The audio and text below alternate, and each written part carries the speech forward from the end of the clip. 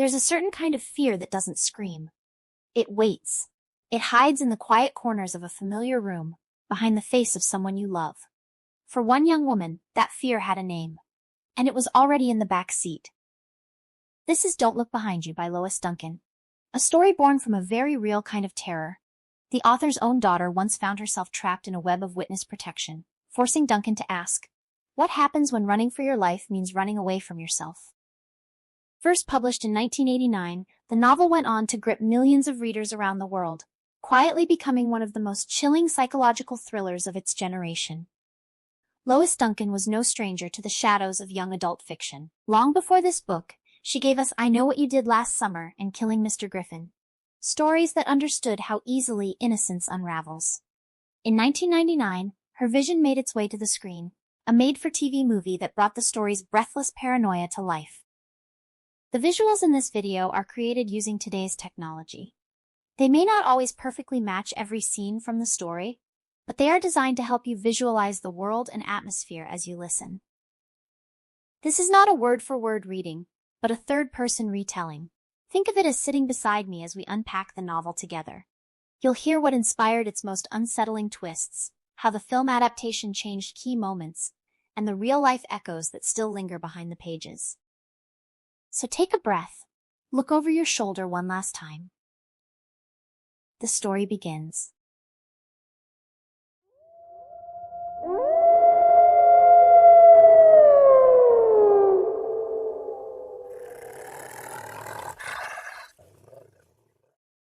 The world ends on a Tuesday afternoon in May, though April Corrigan doesn't know that yet, waking instead to sunshine and birdsong in Norwood, Virginia. She lies still, too comfortable to move, feeling the sun's warmth on her eyelids and catching faint sweet scents from the garden below. Hyacinths, she thinks. The clock clicks a warning.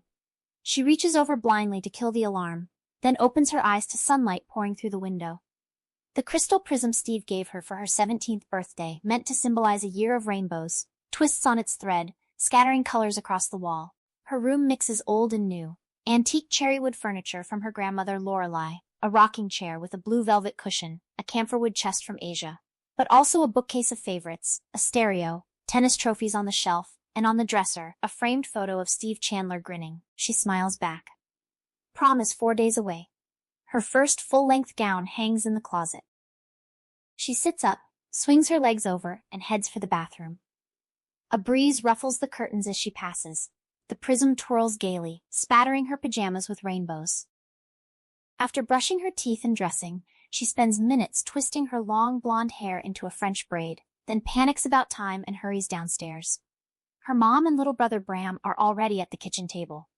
Porky, the fat golden cocker, waits underneath. Bram buries his cereal under sugar while Mom reads the morning paper, a coffee mug beside her filled with thick black liquid. April asks if there's anything new about the trial. Mom says no. April wishes they'd settle things so Dad could come home, or at least let him commute on weekends. She pours orange juice. Mom notices Bram sugaring his press-sweetened cereal. He claims it's only a little.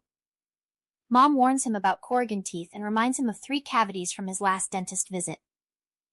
Bram changes the subject. Can he sleep over at Chris's Saturday night? Mom thought Chris was spending Friday here. Bram says yes, but Saturdays are 2 for 1 at Video Plus. They're gonna rent all the Harry Potter movies. April teases him, asking if he and Chris will build houses next door when they grow up. Bram informs her they're going to marry sisters, live together, and take turns cooking. Mom tells April to sit and eat something. She can't make it on just orange juice. April says she's running late. Steve will be here any minute. A car horn beeps out front. She gulps the juice, sets down the glass, and announces she won't be home till late because of practice after school. She's out the door and halfway down the driveway. Steve's Honda idles at the curb. She dumps her books through the window to free her hands, climbs in, and Steve hauls her over to kiss her good morning. He misses her mouth, landing on the tip of her nose. He teases her about Rapunzel and gives her braid a pretend tug. The second kiss lands better. He jokes that toothpaste and orange juice are his 2 favorite flavors. She says if he'd been 3 minutes later, she'd have tasted like cereal. He asks if her mom is running a campaign for better breakfasts. She admits she doesn't know what's up with Mom. She never used to get uptight when Dad was away, but lately she's been trying to overfeed them. Steve asks how long it's been. A couple of weeks? Longer, she says. 3.5. Steve tells her to give her mom a break, and imagine if they themselves were apart that long. He slides an arm around her and pulls her close. She leans back against his shoulder with a sigh, agreeing that 3 weeks apart would be awful. She hopes they never have to be separated 3 days. She thinks back to how they got together, at a tree-trimming party at her best friend Sherry Blaugrand's house back at Christmas. They hadn't actually met there. They'd been casual acquaintances since middle school student council. In high school, they moved along parallel paths, different lunches, different activities. She did tennis and cheerleading, he did speech, debate, and school government. She dated jocks, he dated brainy debate girls. That night at Sherry's, he was with a girl named Valerie, and she was with a teammate named Bobby Charo. Bobby had been late picking her up. She gave him the silent treatment in the car, so Bobby made a play for Valerie. Valerie grabbed the chance to make Steve jealous. By mid-evening, Valerie and Bobby were draped over each other in a dark corner, while April and Steve sat by the fireplace drinking cocoa. Steve gestured to their dates and asked if they might be trying to tell them something. April said she couldn't care less. Bobby was just a friend. But honestly, she was furious, not used to being treated so rudely after Bobby had shown her so much attention at practice. Steve set down his cup, took her hand, said who needed friends like those, and pulled her onto the dance floor. He was a much better dancer than Bobby. Within minutes, she leaned comfortably into his warmth, drifting to the slow beat. Steve murmured he'd always thought it would be cool to dance cheek to cheek, and now he'd finally found a girl tall enough.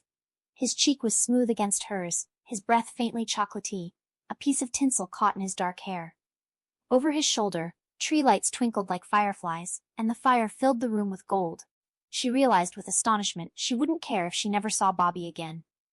When the song ended, she started to sit down, but Steve pulled her back, pretending to be injured, asking if she was going to force him to dance with some midget's chin in his hair.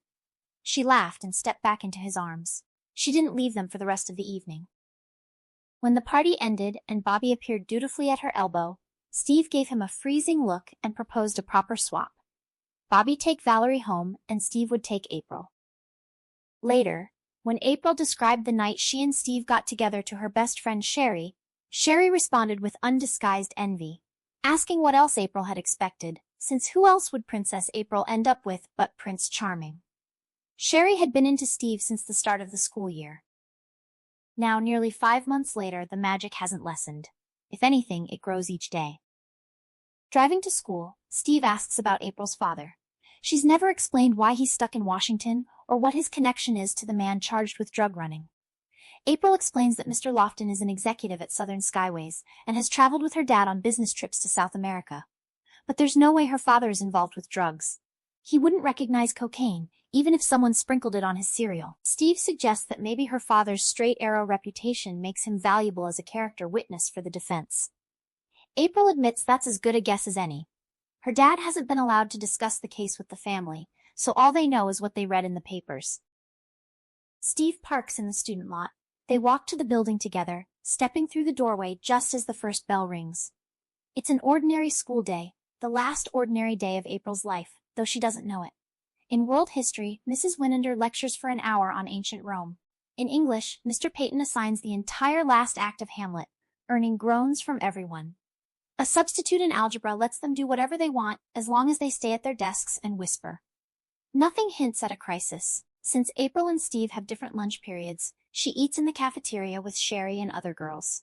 After lunch, her tennis partner Jody Simmons joins her to check the state tournament seating posted outside the gym. They're pleased to find themselves first in women's doubles, and April first, Jody second in women's singles.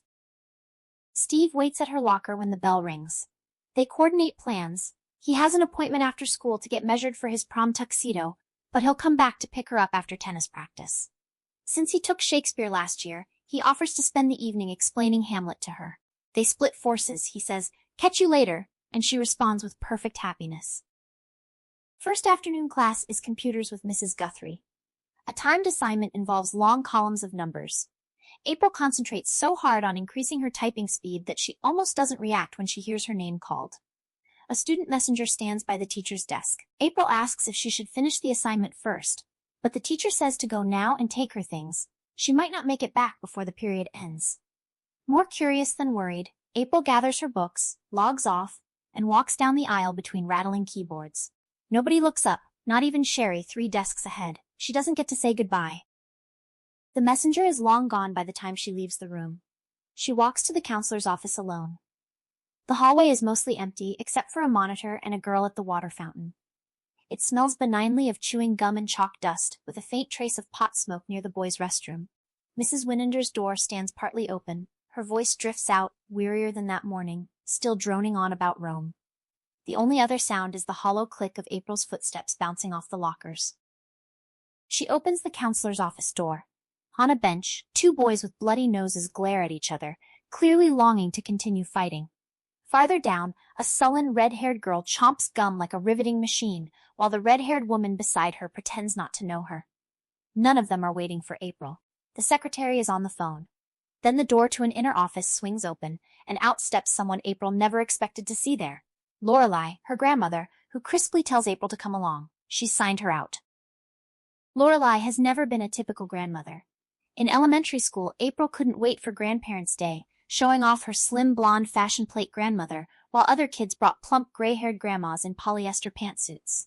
Only in middle school did April realize that Lorelei wasn't very popular on those days. Teachers found her intimidating, classmates found her strange, and other grandmas drew away nervously. Lorelei seemed to take their unfriendliness as a compliment. The reason April is surprised to see her at school is that Lorelei and her mom haven't spoken for several weeks. That's not unusual. Mother and daughter have totally different personalities and constantly clash. The latest conflict, Mom's refusal to take time off from her book to write press releases for Lorelei's current fundraiser. April asks what Lorelei means by signing her out. She can't leave. She has tennis practice. Lorelei says she'll have to miss practice today. Her mother asked Lorelei to come get her. April points out that she thought they were mad at each other. Lorelei brushes it off, throwing a pointed glance at the red-haired woman listening to their conversation, and says they'll talk in the car. April follows her to the visitors' parking lot and climbs into the white Porsche. Buckling her seatbelt, she demands to know what's going on. Lorelei admits she hasn't the faintest idea. Mom called, actually had Lorelei paged at the country club, and asked her to drive over and pick April up. When Lorelei asked why, Mom said she couldn't talk and would explain later. She sounded so upset that Lorelei didn't press the issue, canceling her lunch and jumping into the car. With nothing else to discuss, they drive mostly in silence. At the house, another car sits in the driveway next to Mom's SUV, forcing Lorelei to park at the curb without complaining. That fact makes April uncomfortable. It emphasizes the oddness of the situation, since Lorelei is very protective of her Porsche and never parks on the street. Inside, Bram comes bouncing into the entrance hall, Porky yapping at his heels. Bram's eyes shine, his face glowing with excitement. He announces importantly that the school let him come home early. And guess what else? They're going on a mini vacation. April asks in bewilderment what Bram is talking about. Mini-vay is a childhood term her parents coined for a short family outing. Glancing past him into the living room, she sees Mom on the sofa talking with a man in his early 40s. As they enter, the man turns toward them, and a chill of apprehension shoots through April at the expressions on their faces. She exclaims, "Uncle Max! It's been so long." Max Barber, her father's childhood friend, says hello and tells her she's looking prettier than ever. The fact that he isn't smiling makes her more nervous. In every memory she has, Max wears a wide, white, almost blinding smile. Without it, his face is less attractive, etched with unfamiliar lines. Lorelei says she remembers Max as an FBI agent, and from the vibes in the room gathers this isn't a social call. Max glances at Mom instead of responding directly. Mom answers his unspoken question and tells the children herself. Something frightening happened that morning. Someone in the courtroom fired a gun at their father. In the silence that follows, the impossible statement hangs there, too incomprehensible to grasp. April finally whispers, "Does that mean Dad's been shot?" Mom exclaims, "No, of course not. The shot was off target. Dad wasn't hit. Max drove down from Washington so they wouldn't see it on the evening news." Bram's face goes so white his freckles stand out like polka dots. He asks shakily why anyone would want to shoot Dad. Max explains it was to keep him from testifying, and promises that from now on he'll be heavily guarded. Lorelei states, as a statement, that they captured the gunman. Max admits they didn't. Incredibly, nobody actually saw what happened. Court had adjourned for lunch, the aisles were jammed, the shooter used a silencer, and since George wasn't hit, he didn't react immediately. By the time security blocked the exits, most spectators had already left. April starts to ask why anyone would think Dad, but Mom cuts her off, saying they'll discuss that later. She tells April to go pack an overnight bag. They're going away for a couple of days. Lorelai asks Max where he's taking them, saying it surely isn't safe for them to be with George. Max says he has no intention of taking them to Washington. That's the last place George's family should be. He doesn't think they're in real danger in Norwood, but to be safe, it's best to get them out of the house. April tries again to ask what Dad could possibly tell them, but Mom cuts her off again, saying there isn't time for questions. Max is going to put them up in a hotel tonight. Feeling like she's been handed a part in a B-grade movie, April goes upstairs. Her sleepover carry-on is in the closet, stowed after her last overnight at Sherry's. When she hauls it out, she finds it was never unpacked. Pajamas, an old magazine, a stamped envelope with a subscription payment, her favorite purple hoodie she'd been searching for, and a pair of jeans she thought she'd never see again. The clothes smell moldy. She dumps them in the bathroom hamper, then stands staring at the empty bag, trying to figure out what to pack. She wonders if they're staying at the Colonial Inn. If so, she should dress up for dinner. She knows she should be frightened, but she isn't. She can't believe this is really happening. She packs a dress, her good heels, tights, her good jeans, an extra blouse, underwear, pajamas, her toothbrush, and then roots through her dresser for her swimsuit. The public pool isn't open yet, but the hotels will be heated. She carries the bag downstairs. Everyone is gathered in the hallway. Mom has a suitcase. Bram has his backpack. A stranger would think they were setting off on a family vacation. Bram has swung from fear to nervous excitement. He demands to know about Porky. Can the dog come? Dogs aren't allowed in hotel rooms, Max says, but surely their grandmother will look after him. Bram objects that Lorelai doesn't like Porky. She says he barks too much. He'll ask his friend Chris. Max firmly refuses, no contacting anybody. This is a secret getaway, like on TV. No phone calls, no one can know where they're going. Bram protests that Porky can't stay alone. Lorelai assures him she'll see the dog taken care of at a nice kennel near her aerobics class. Mom locks up the house, and they go outside to Max's car. Porky tries to jump in. Bram shoves him out, informing him he has to stay with Lorelai. Porky lets out a half-moan, half-whimper. Lorelai tells Mom to call tonight so she'll know where they are. Mom shakes her head, repeating what Max said. Lorelai protests. Max didn't mean she couldn't call her own mother. Max says Mom is right. She and the children are not to call anyone. If the kids have cell phones, hand them over, he'll keep them safe.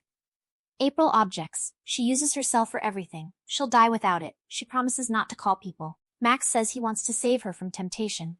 She can't tell him that if it rings or she gets a text, she won't answer. That's too much to expect, especially from a teenager. Reluctantly, April digs her phone out and drops it into his hand, feeling like she's giving away one of her lungs. Max pockets the phone and starts the car. As they pull onto the street, April turns and looks back through the rear window.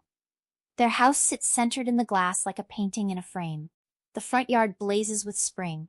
The last red and yellow tulips, the first bearded iris, pansies, azaleas, crocuses, the purple leaf plum and tulip poplar at peak bloom. The whole side yard a solid mass of pink dogwood. She stares for a moment, implanting the scene in her memory. Then the car rounds a corner and the picture is gone. April expects Max to head for the Colonial Inn, but instead he drives into the center of town and pulls up at the Federal Building, turning into the underground parking for official vehicles. He flashes a card at the attendant. They descend a ramp to the lowest level and park next to a white van. A gray-haired man sits behind the wheel. He glances across, nods, gets out, and comes over, joking that he was starting to think he was being stood up. Max says it took longer than expected to get the kids out of school. He introduces Mom to Jim Peterson, who for the next few days will be their bodyguard. Mom exclaims that she thought Max was staying with them. Max says he has to get back to Washington to check on the security setup for George, but he couldn't leave them in better hands. Jim is a former cop and a pro at witness protection. Jim assures Mom not to worry. He has a wife, 3 kids, and 7 grandchildren. He knows how he'd feel if anything happened to them, and he won't let anything happen to her. The 2 men transfer the luggage to the van, then have Mom, Bram, and April get in the back, where seats run along either side. Mom and Bram sit on one, April on the other. Max explains that the vehicle switch is in case they were tailed, unlikely, but they don't want to take chances. He leans in, his charismatic smile back in place, gives Mom's hand a reassuring squeeze, and tells her to keep her chin up and try not to worry. When her father agreed to work with them, they promised she'd be safe. He steps back and slides the door shut. The heavily tinted back windows plunge them into semi-darkness. Jim Peterson starts the engine. April asks Mom what's going on. It can't be possible someone meant to kill Dad. How much of a threat is an air freight office manager? Mom says Dad is more than that. The light is too dim to see her expression. There's a reason they haven't seen Max for over a year. He's deliberately kept his distance to downplay their friendship. Ever since the last time Max was at their house for dinner, their father has been working secretly for the FBI. They don't stay at the Colonial Inn. They drive for over 2 hours. By the time Jim stops in front of the Mayflower Hotel on the outskirts of Richmond, April's eyes have grown so accustomed to the dark interior that stepping into daylight feels startling. Bram squints up at the high-rise, his mismatched eyes disconcerting. Jim tells them this is it. They have a reservation under Peterson, and for now they'll all use his name. The Mayflower lacks the Colonial Inn's old-fashioned elegance, but makes up for it in size. The lobby is as large as April's school auditorium, with boutiques and gift shops lining the back wall. Jim checks them in, a bellhop collects their luggage, a garage attendant parks the van. They ride a glass-walled elevator to the 14th floor. Their room is a suite with a living room, 2 bedrooms and 2 baths. Bram yelps and bounds across the living room to open glass doors leading to a balcony, shouting for April to come see the humongous swimming pool. She says it's good she packed her suit. While Jim tips the bellhop, Mom sits on the sofa. April follows Bram onto the balcony. Across from them, rows of identical porches jut from the opposite wing, their doors reflecting the late afternoon sun like mirrors. Bram hangs over the railing, peering down at a turquoise pool surrounded by yellow deck chairs, only a few occupied, the pool empty. He wishes he'd brought his swim trunks. April says they can pick up a pair tomorrow, maybe even at the hotel gift shop. Bram complains he's hot now and doesn't want to wait. Why didn't Uncle Max say there would be a pool? April leaves him grumbling. Back inside, the bellhop is gone. Their suitcases line the entranceway. Jim secures the chain on the door. Mom stares unfocused at a painting, looking as exhausted as after a 12-hour day at her computer. Jim asks if she's okay. She admits she's feeling shaky and suggests he call her Liz, since they're sharing a suite and supposed to be related. Jim agrees. He's either her uncle or her father. He sits across from her. From behind him, April sees the pink of his scalp through wispy gray strands and is suddenly, painfully reminded of her grandpa Clyde. His brisk voice is similar too. He calls Bram in. They need to establish ground rules. Bram comes in with his shirt unbuttoned, already preparing for the pool. He asks hopefully if they let people swim in shorts. He has cutoffs that look sort of like swim trunks. Mom starts to answer, but Jim says no. It isn't the season for family vacations yet. People who saw them would wonder why they weren't in school. Bram objects that nobody knows them here. Jim agrees that's probably true, but they're not going to risk it. If someone is out to find them, they'll be casing hotels. April protests that there's no way anyone knows they're in Richmond. Jim hopes she's right, but says they can't be certain. Mom tells them to do as Jim says without arguing. He's not being arbitrary, he's protecting them. April asks protect them from what, somebody jumping in and drowning them? She can't believe this. What are they supposed to do tonight, eat with napkins over their faces? Jim says they won't eat in the dining room. They'll have meals brought up by room service. April accuses him of keeping them locked up like prisoners. She gestures toward the phone and says next he'll tell her she can't let her boyfriend know he can't come over tonight. Jim reminds her she already knows the rule about phone calls. April says she and Steve have a date to work on an English assignment. It's bad enough she wasn't at the courts after tennis practice. If Steve comes to the house and nobody's there, he'll freak out. Mom tells her to calm down. It's not the end of the world. In a couple of days they'll be home, and she can explain everything. April fires back that Mom wouldn't say that if it was Dad worrying. It's not like Steve would tell anybody anything. All this cloak and dagger stuff is ridiculous. It's a good line to exit on, but she has nowhere to go. From what Jim just said, they aren't even allowed in the hallway. The only refuge is a bedroom, so she stalks into the closer one and slams the door. She gazes around. 2 queen-sized beds, 2 dressers, a TV. She flicks it on to a regular channel, a rerun of Friends appears, and throws herself onto one of the beds to watch. At first, she expects Mom to come in and try to talk her back to the group. After a while, she realizes Mom isn't coming. She's caught in a trap of her own making. She can't stay shut away forever, but to walk back out without being begged would be the same as agreeing with Jim's ultimatum. She can't bear that when she's in the right. And she is in the right, no question. There's no way Jim, who's never even met Steve, could judge whether he should be trusted. The TV show drags on. When the episode ends, followed by commercials and a newscast, April glances at the clock radio. Only 6. She notices a telephone next to it. She'd assumed the only phone was in the living room and never considered extensions. She stares at the beige plastic receiver, feeling like Eve facing the apple. All she has to do is dial Steve's number to break their date and explain. She knows he's home. His brother Billy is in Little League, and the Chandlers always eat early on game nights. A quick call, drowned out by television, wouldn't be discovered until the hotel bill arrives, and by then they'd be home. Her small rebellion wouldn't matter. Just as she reaches for the phone, it rings. Startled, she snatches it up without thinking. She's about to say hello when she hears Jim's voice and realizes he picked up in the living room at the exact same instant. Jim says they're doing well enough, all things considered. If anyone tailed them, the guy was invisible. He asks where Max is calling from, if he's back in the office. Max responds from his daughter's apartment, using her ultra-safe, unbugged phone. He asks how things are, if Liz is holding up. Jim says as well as can be expected. Of course she's worried about her husband. He says Liz wants to speak to Max. Mom comes on saying she wants to talk to George. Max says he'll try to arrange a call tomorrow. George isn't there now. Max is calling from Susie's place. George has a private room and a personal bodyguard, but he can't call from there. Too many people have access to the hotel switchboard, and its open knowledge witnesses are housed at the Farragut. He can't use his regular cell, but Max will try to get him a new one. Mom presses. Is he all right? Max assures her he's fine. After today, the courtroom will be closed to spectators, only lawyers and jurors allowed. Mom admits she'd feel much better just hearing his voice. Max says he'll do his best to make that happen tomorrow, then asks to get Jim back on the line. Jim comes back on. Max says this is just between them. Don't comment. A special delivery letter arrived today for George. Thank God they intercepted it before he got hold of it. If he'd read it, Max doubts they could get him on the stand tomorrow. The language was graphic. The writer didn't stint on adjectives, and the threats weren't aimed at George as much as at his family. Jim starts to say something and stops. Max admits they can't withhold it indefinitely, but they can hold it for 24 hours. Usually Max can talk George into anything, but George might pull out if he thought his family was in danger. They can't rock the boat right now. Everything comes down as soon as their guy nails Lofton, knocking over the first domino. Jim guesses that means they stay put for a while. Max confirms he doesn't want the Corrigans stepping out of that suite. The scope is bigger than they ever anticipated. If George has all the information they hope, he's got enough ammo to blow this ring to hell and back. Jim says he understands, then asks for a favor. Call Della and tell her he won't be home this weekend. They were planning a cookout with their son's family. Tell her to ask the kids for a rain check, maybe reschedule for Memorial Day weekend. Max says he'll tell her, but Jim shouldn't make promises. There's no way to know how long he'll be stuck there. Jim says however long it takes, that's what it takes.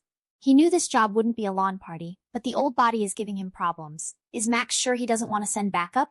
Max says Jim will handle things fine. He's a longtime pro. No need to double the guard when they're holed up in a fortress. He'll check in again tomorrow. 2 sharp clicks, then a dial tone. April sets the receiver down carefully, trying to absorb what she's heard. Until now, she'd thought of this as a made-for-TV drama with a set time slot. Now she's stunned. No time limit exists. Fragments churn in her mind. As soon as our boy nails Lofton, the dominoes, how long stay put actually means. The biggest question, should she tell Mom? Mom can't discuss it with Dad until he calls, and by then he'll already know about the letter.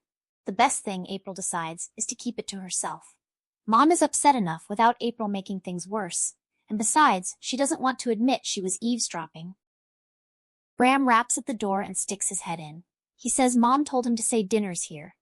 Does she want to come out and eat, or is she still mad? April says she's not mad. She was overreacting. Of course she'll come out and eat with them. She tries not to think about Steve arriving at an empty house, gets up and goes to the living room. Jim has ordered prime rib for everyone. As Max promised, Dad calls Wednesday evening. The call comes while they're eating. Mom takes it in the bedroom with the door closed, leaving her seafood casserole to congeal on her plate. Bram and April fidget waiting their turns. Mom stays on for 20 minutes. When she comes back out, she's clearly been crying, and Dad isn't waiting on the line for them. She says they talked too long and he had to hang up. The plan has changed. They're not going home Friday. Bram protests. Chris is spending the night. Mom says that's off. They're here for the duration. She's not happy either, but they don't have a choice. Dad says it isn't safe to go home until the trial is over. She tells April she's so sorry. April will have to miss the prom. The prom. In all the excitement, April forgot the prom.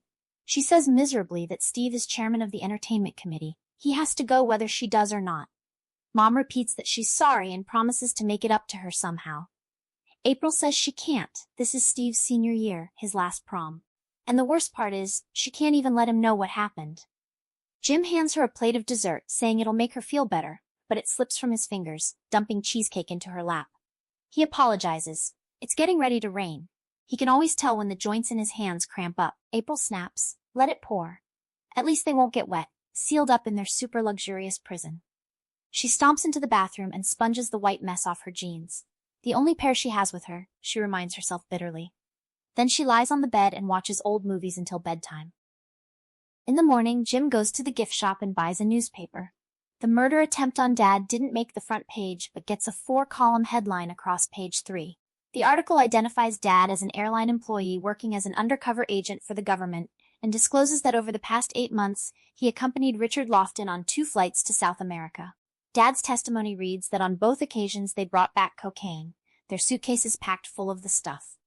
They didn't claim the bags when arriving in the States, so they bypassed routine customs. Airline employees confiscated the unclaimed luggage, placed it in airport lockers, then later removed and delivered it to dealers. April reads the article twice, too stunned to absorb it. The man quoted feels like a stranger. The gentle, conservative father she's known for 17 years could not have been actively engaged in drug trafficking. When Mom said Dad was working for the government, April pictured him peeking through files and ledgers. That alone was almost inconceivable. It never entered her head that he'd become so deeply involved, a physical part of the smuggling operation. April says it's so out of character. Dad isn't a risk-taker. He'll even stop at a yield sign when both streets are empty. Mom says to chalk it up to a master manipulator. Ever since they were boys together in Pittsburgh, Max has been leading her father around by the nose. April stares incredulously. She thought Mom liked Max. Mom admits she's tried to like him because he's Dad's oldest friend, but the truth is, she thinks all that warmth is a put-on and she's always resented his influence. Max is everything Dad dreamed of being: smooth, macho, charming, self-confident. Even his work seems exciting compared to managing a freight room. When Max offered Dad this chance to play hero, Dad grabbed it. Mom did everything to talk him out of it, but Max had him fired up to be like James Bond. April wonders why Max would want Dad for a spy. There must be trained Secret Service agents. Mom explains that Dad's lack of government connection was exactly what made him valuable. He'd worked at Southern Skyways for years. It was more effective to use a trusted employee than to plant an outsider. April asks how much longer the trial will last. She has to be back for Steve's graduation. Mom says confidently they can't possibly be there that long. The hearings have already been underway for a week. As it turns out, she couldn't have been more mistaken. They stay cooped up at the Mayflower for 2.5 weeks. The novelty wears off quickly. After a few days, they settle into unbearable monotony. April wakes in one of the 2 huge beds, and for one brief moment before full consciousness, she might forget she's not in Princess April's chamber. Then she opens her eyes and reality slams down. Mom is in the other bed, awake and staring at the ceiling. Bram, sharing her bed, lies on his back snoring softly like a tea kettle about to boil. With no reason to get up, they lie there, aware of each other but with nothing to talk about, until Bram wakes and they send down for breakfast. Room service meals become the day's high points. Even April, normally not a breakfast eater, finds herself eagerly waiting for the waiter to lift the hot plate's cover. Jim lets them order whatever they want. Bram and April sample every dish. Mom goes overboard on seafood and starts having wine with dinner. All 4 hit desserts like there's no tomorrow. By the end of week 1, April's jeans are uncomfortably snug. By week 2, she can't button the top and has to let her shirt hang out. The hardest thing is lack of activity. Bram is hyper, unable to sit still 10 minutes. April is used to being on the go physically and socially. Mom is used to working at home all day, but being stuck without her writing computer is more frustrating than losing freedom. In desperation, Mom starts writing in longhand, sitting at the desk filling pages of hotel stationery, oblivious to the shrieks and groans from Bram's favorite shows. Television is their only entertainment. For 18 days, the only live people they see are maids and waiters. Nights are even worse than days. April always feels sluggish but almost never drowsy. She lies in bed waiting for sleep, trying to ignore hotel noises, rattling pipes, voices in the hall, music and laughter from the open-air bar below. The sounds intensify with darkness and her efforts not to listen. Sometimes she almost imagines she can hear beds creaking above and below as their inhabitants shift on unfamiliar mattresses. Though they can't go out, the hotel provides laundry service, and Jim gets extra clothing from the mall. He also makes regular trips to the gift shop for necessities, deodorant, toothpaste, and on one embarrassing occasion, tampons. Every morning and evening he gets newspapers. Mom snatches them and eagerly combs for trial news. As hearings drag on, articles get shorter, eventually bumped to the C-section next to Dear Abby. Only when the jury retires does the story return to Section A. When the verdict comes in, Max calls mid-afternoon. April is on the balcony trying to start her summer tan. The phone startles her. She whirls and bolts inside. Jim already has the receiver. He asks if Max wants to tell her himself or have Jim do it. Then he hands the phone to Mom. The jury is in. Verdict guilty. Mom's face lights up. She grabs the receiver, thanking God, and asks if George has left for home yet. As she listens, her smile fades. She acknowledges that an appeal is standard procedure, but asks what that has to do with George being kept there. She listens much longer, creases appearing between her eyes, fingers drumming on the coffee table. Finally, she says what Max is telling her doesn't make sense. There's no way Lofton could have made those threats from prison. She asks if letters can't be traced. Isn't that his job? Then she says she supposes they have no choice, but she doesn't understand why he couldn't have told them sooner. She hangs up. Bram squeaks. Are they going home? Can he sleep in his room tonight? Mom says no in a strange, tight voice. Dad has received threatening letters. Max thinks they should stay where they are until they find out who wrote them. April protests. Steve's graduation is this coming weekend. She has to be there and for the parties afterward. Mom says that's not going to be possible. April wails that she promised. Mom says she didn't promise. She said she thought they'd probably be back in time. April cries out that they're stuck here forever, just because of a few stupid letters. They don't even know the writer is dangerous. There are all sorts of screwed-up weirdos who write sick letters to people in the newspapers. Mom snaps at her not to yell. She can't take it. April isn't the only one who wants to go home. Mom's book is due to the publisher in early August. April shoots back to send it in late. They'll publish it anyway.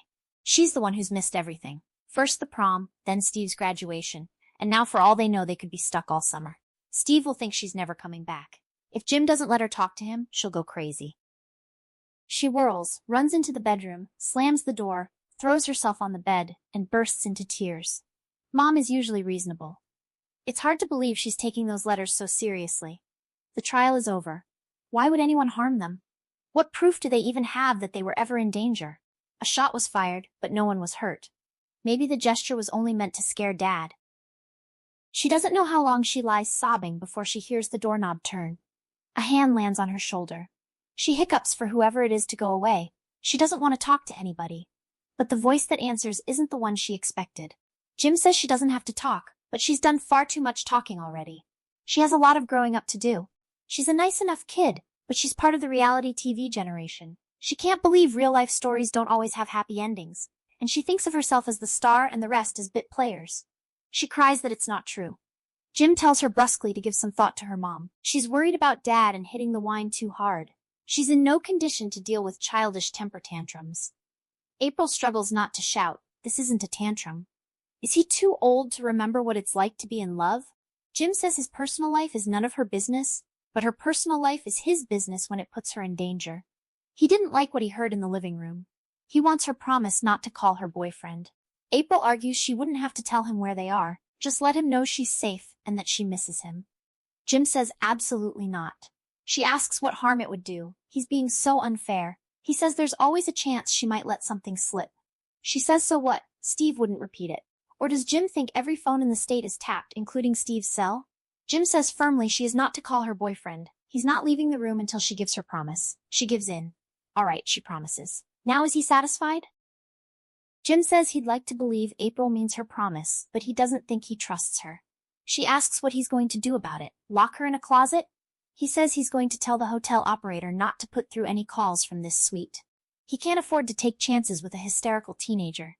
He leaves, pulling the door closed, and April lies there seething. She can't remember ever being so furious. Jim has no right to call her a liar. Being monitored by the operator is insulting, and she won't be intimidated. He forced her to promise not to phone Steve, but he never said anything about contacting him another way. Swept along by perversity, she jumps up and crosses to the desk. Mom's hotel stationery is scattered across it, covered with her neat handwriting. April takes a fresh sheet, tears off the letterhead, sits down and composes a letter. She addresses Steve as her missing Rapunzel, wishing she could let her hair down 14 stories so her prince could climb up. She feels horrible about missing the prom, and now his graduation too, so disappointed and miserable she just wants to die. She can't say where she is, but she'll explain everything when she gets home. For now, she's thinking about him every second and misses him terribly. She signs it A. After rereading it, totally innocuous, void of any real information, she adds a postscript. Don't show this to anyone and destroy it after reading. Her next concern is delivery. She can't mail it in a hotel envelope with the Mayflower's name on it. She also doesn't have a stamp. She considers sneaking down to the lobby at night, but the gift shop would be closed. Then she remembers the magazine subscription payment envelope in her carry-on. She'd filled it out at Sherry's and never mailed it. The bag is still open. She checks the side pocket. The envelope is there. She prees it open without tearing the flap, substitutes her letter for the printed order form, reseals it, crosses out the company address, and writes Steve's name and address instead. Late that night, after everyone is asleep, she tiptoes through the dark living room, unlocks the outer door, removes the chain, and lets herself into the hall. Her bare feet on the heavy carpet sound so loud she expects doors to fly open. Nobody accosts her. She doesn't even encounter a drunken guest. She creeps down the hall, drops the letter in the mail chute between the elevators, returns to the suite, gets back into bed, and sleeps more soundly than she has in many nights. She mailed the letter in the early hours of Wednesday morning and figures Steve will receive it Friday. In his neighborhood, the postman comes in the morning.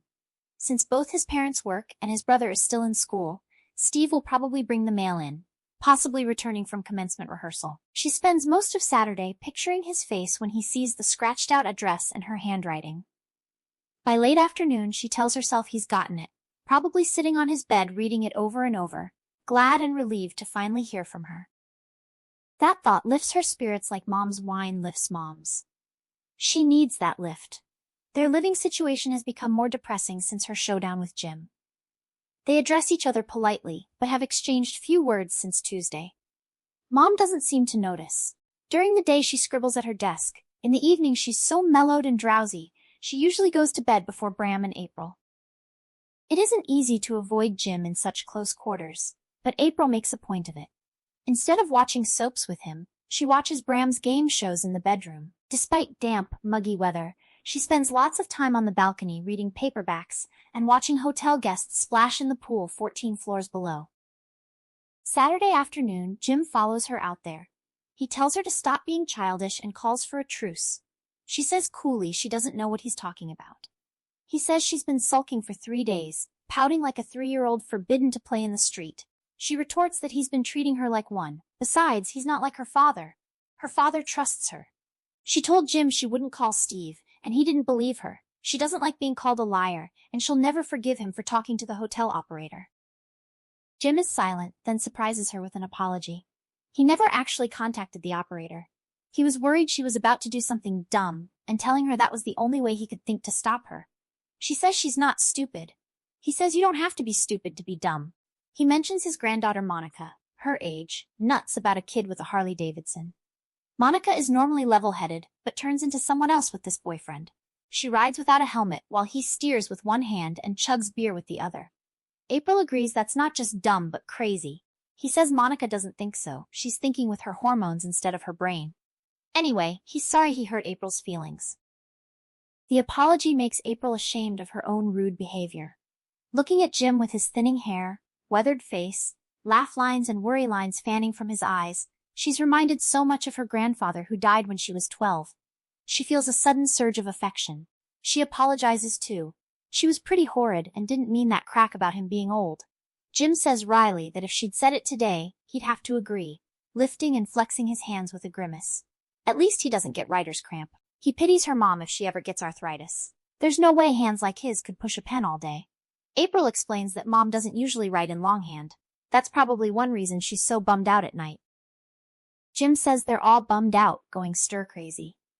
He offers to pick up board games. Does she and Bram play Scrabble or Yahtzee? April says Bram can't spell well enough for Scrabble. He likes Monopoly and Family Feud. Jim says if they're not in the gift shop, he'll check them all. None of them needs another night of the boob tube. After he leaves, April stays on the balcony, fighting guilt about not coming clean. She knows she should have told him about the letter. But there's nothing to be gained by that, and it's not like what she did put them in danger. Phone calls can be traced, but after listening to Mom's conversation with Max, she realizes even the FBI would have a hard time tracing a letter through the U.S. mail.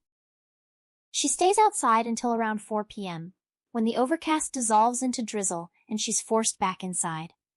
Bram is sprawled on the living room floor, watching TV through half-closed eyes like a zombie. He says Jim went out to the mall. April says he went to buy games for them to play tonight. Bram wistfully wishes they could go swimming. His face brightens with an idea. If Jim's at the mall, he won't be back for a while. It's starting to rain. The pool will be empty. April tells him firmly no. They have to live by Jim's rules. The moment the words leave her mouth, she feels like a hypocrite. She decides that when Jim gets back, she'll confess. The worst he can do is bawl her out again, a small price for dumping a weight off her conscience. With nothing better to do, she plops down on the sofa and surrenders to the old Saturday afternoon movie, an adventure about an ill-fated wagon train lost in the Arizona desert. For the next half hour, she and Bram sit in silence, watching the cast reduced by a third from smallpox and listening to a frontier woman scream her way through childbirth. The newborn infant has just been kidnapped by Indians when a knock comes at the door and a voice calls out, "Housekeeping!" April hauls herself off the sofa and looks through the peephole. A uniformed hotel maid stands in the hall next to a cart piled with linens and cleaning supplies. She calls to Mom that the maid is here to make up the rooms. Should she tell her to come back later?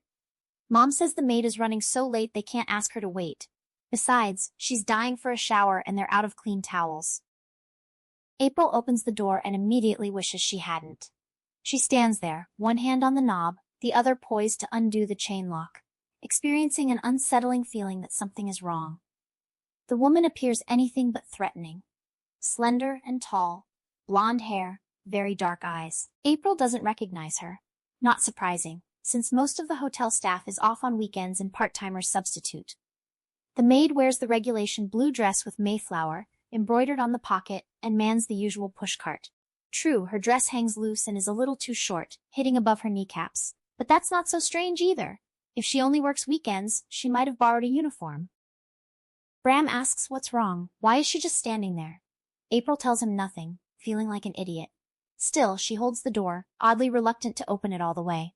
She can't pinpoint what's disturbing her, and finally decides it must be the woman's eyes. People use the term black for eye color, but usually when you look closely, they're actually very dark brown. This woman's eyes don't fall into that category. They are literally black, the pupils lost in the irises, dominating her face completely. Bram persists. Then why doesn't she open the door? April says that's what she's doing, and slides back the bolt. At that precise instant, she knows what's making her uneasy. Her attention had been so caught by the strange eyes that she hadn't noticed two other odd things. The woman's cheeks and chin are darker than the rest of her face, and her eyebrows are a different color from her hair. She must project her panic at the discovery, because before she can move, the woman hurls herself forward, ramming the door so hard with her shoulder that April slides back like an inefficient doorstop.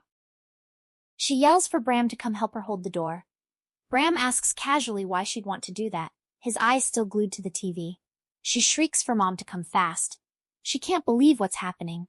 No cleaning woman would strong-arm her way into a hotel suite, yet that's exactly what this woman is doing. The door is slowly, steadily being forced open, and April can't resist the strength against her. Everything seems to happen in slow motion.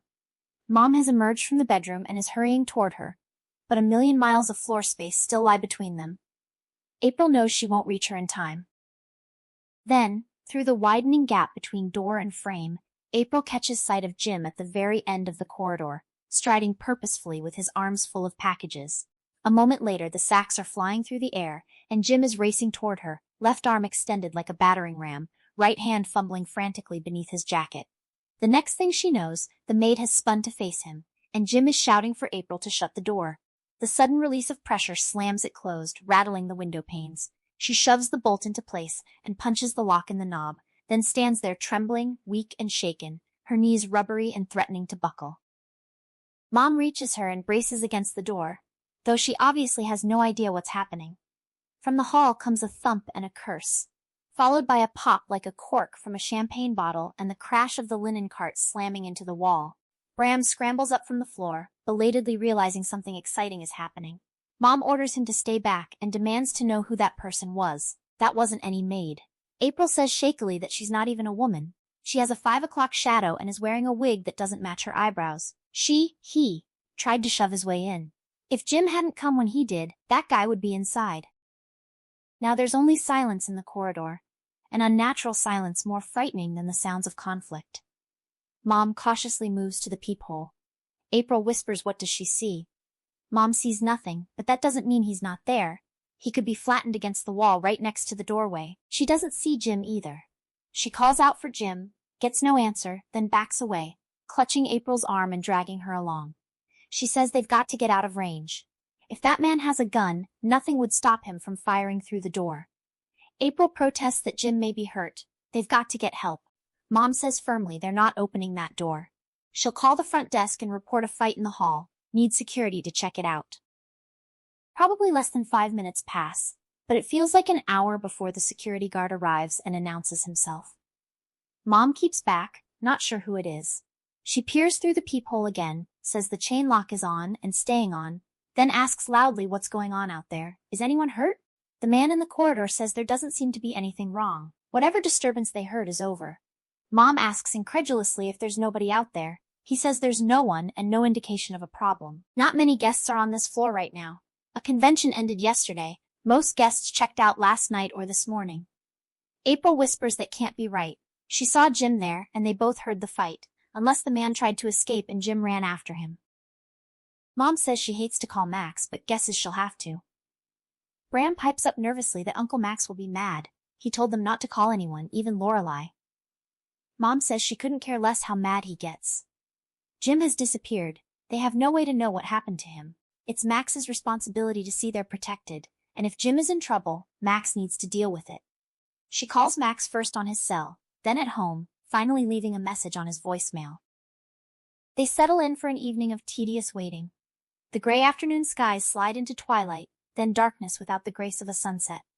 Lights go on in the opposite wing, but the night is too damp for the patio, and an eerie quiet replaces the usual bustle below. Mom won't open the door for room service, so they dine on cheese and crackers and Bram's candy bars. Outside the balcony door, rain oozes down in a half-hearted drizzle, streaking the glass with tears. Max arrives at 3 in the morning. Though none of them are in bed, Bram is asleep on the sofa, and Mom and April are dozing in chairs. One glimpse of Max's grim face dispels all drowsiness. It's clear he hasn't come with reassuring news. Mom asks if he's talked to Jim. Max shakes his head. They can't afford to wait to hear from him either. He tells them to pack as fast as they can so they can get out of here. In another 10 minutes, this place will be swarming with cops and media perched like vultures. He doesn't want them interrogated by city police who don't know their situation and might leak their identities. They steal away in the night like escaping criminals. Mom steers Bram, half asleep, by the shoulders. They take the service elevator down to the kitchen, groping through a maze of counters and stovetops. Darkness broken erratically by the flicker of microwave dials. They leave through a door leading to a service ramp. Max's car is parked behind the garbage bins. The odor of rancid meat and spoiling produce contrasts strangely with the damp, clean smell of night as they load their bags and get in. Once on the freeway, Max turns in his seat and asks if April saw his face. She tells him about the wig, the dark eyebrows, the eyes so black they look like they didn't have irises. Max says he knows who that is. His name is Mike Vamp. He should have guessed that's who they'd send for them. The eastern sky blushing pink marked the end of their 60-mile drive. Max pulled into a Williamsburg motel lot, unlocked a unit, and led them inside. In the dim room, the focal character's eyes adjusted to find a man stretched on one of the double beds. Then the man sat up. Her father. She threw herself into his arms, feeling his hug squeeze until her ribs protested. He rose and opened his arms to her mother, who gasped her relief and confessed her terror. He answered that the fear ran both ways, pulling her mother close and reaching for her brother. Max relocked the door and cut off the reunion. He had more to tell the girl's mother, things left unsaid. Her mother turned, asking what kind of things. Her father gently drew her mother down onto a bed, saying something important had to be discussed. Max explained that Lofton's case was being appealed. Within a week he'd be out on bail, and if a mistrial was declared, her father would testify again. The danger remained for all of them. The girl protested. They couldn't live in hotels forever. Max agreed that emergency measure had served its purpose, but they needed permanent protection. He asked if they'd heard of the federal witness security program. The color left her mother's face. She rejected the idea outright. Max continued as if unhearing, describing the U.S. Marshals Service program. Over 14,000 people relocated, given new lives and safety. Her mother repeated the phrase incredulously, starting their lives over. She and her father loved their home, friends, careers. Their children were happy in their schools. How could he suggest that now? The girl, bewildered, had never seen her mother so upset. Her father explained. The program protected people whose lives were in danger after testifying against federal criminals. Witnesses and families were secretly moved to new parts of the country, given new identities so no one could trace them. Her brother cried that he didn't want to move. He couldn't play with his friend. The girl exclaimed she wouldn't leave Steve. Her father admitted this was hard. He wished he hadn't brought them into it, but they were in it with no pulling out. She knew about the threatening letters. After what happened that day, they had to take them seriously. The girl argued the letter writer could be bluffing. The man who tried to shove into their hotel room might have only planned to scare them. No proof he intended to hurt them. Max countered that Mike Vamp didn't play games. One of the country's most notorious hitmen, known as the Vampire, not just for his name, he followed the scent of blood as if hungry for it. She closed her ears, refusing to leave Steve. Max told her she wouldn't have much choice. There was something he hadn't yet revealed. They had found Jim that night. Her mother started to ask why they'd had to. Max cut her off. The reason he'd rushed them out of the Mayflower was because he knew police were about to invade it. He paused. Jim had been shot in the head, his body crammed into a linen closet down the hall. He'd been carrying a gun but never got to use it, couldn't get it out of his holster. Stunned silence followed. The girl finally whispered about the arthritis in Jim's fingers. Max said the man was a former cop, no novice, and should have known better. He placed a hand on her father's shoulder, voice warm despite his unsmiling face. He had to get back to Richmond. If he made it home that night, he'd call from his daughter's place. Tomorrow he'd start relocation paperwork. The sooner they got out of Virginia, the better. After Max left, her father relocked the door and tried to hold her mother again, saying the night's tragedy was Jim Peterson's own irresponsible choice. If he had a physical problem, he should have spoken up, not taken the assignment. Her mother pulled free, unwilling to hear it. Jim was their friend. She turned to the children, telling them to get into bed and try to sleep. Maybe when they woke up, this would make more sense, or would turn out to have been a nightmare. That didn't happen. Yet they slept heavily, as if tranquilized, the effect lingering after they woke late in the morning. The following days blurred, sprawled across beds, flipping through magazines, watching the same soap operas and game shows as at the Mayflower. A question she knew she should ask herself was too painful, so she let it slide. Her mind felt fuzzy, disconnected from her body. Switching channels or walking to the bathroom felt like groping through fog. Once she slammed into an open dresser drawer corner and never noticed the injury until that night in the shower, glancing down at a large purple bruise on her hip. Later she realized they were all in shock. On the surface she knew Jim was gone, but deeper down she didn't believe it. Every time a car pulled into the motel lot, she half expected the door to pop open and Jim to stride in with armloads of board games.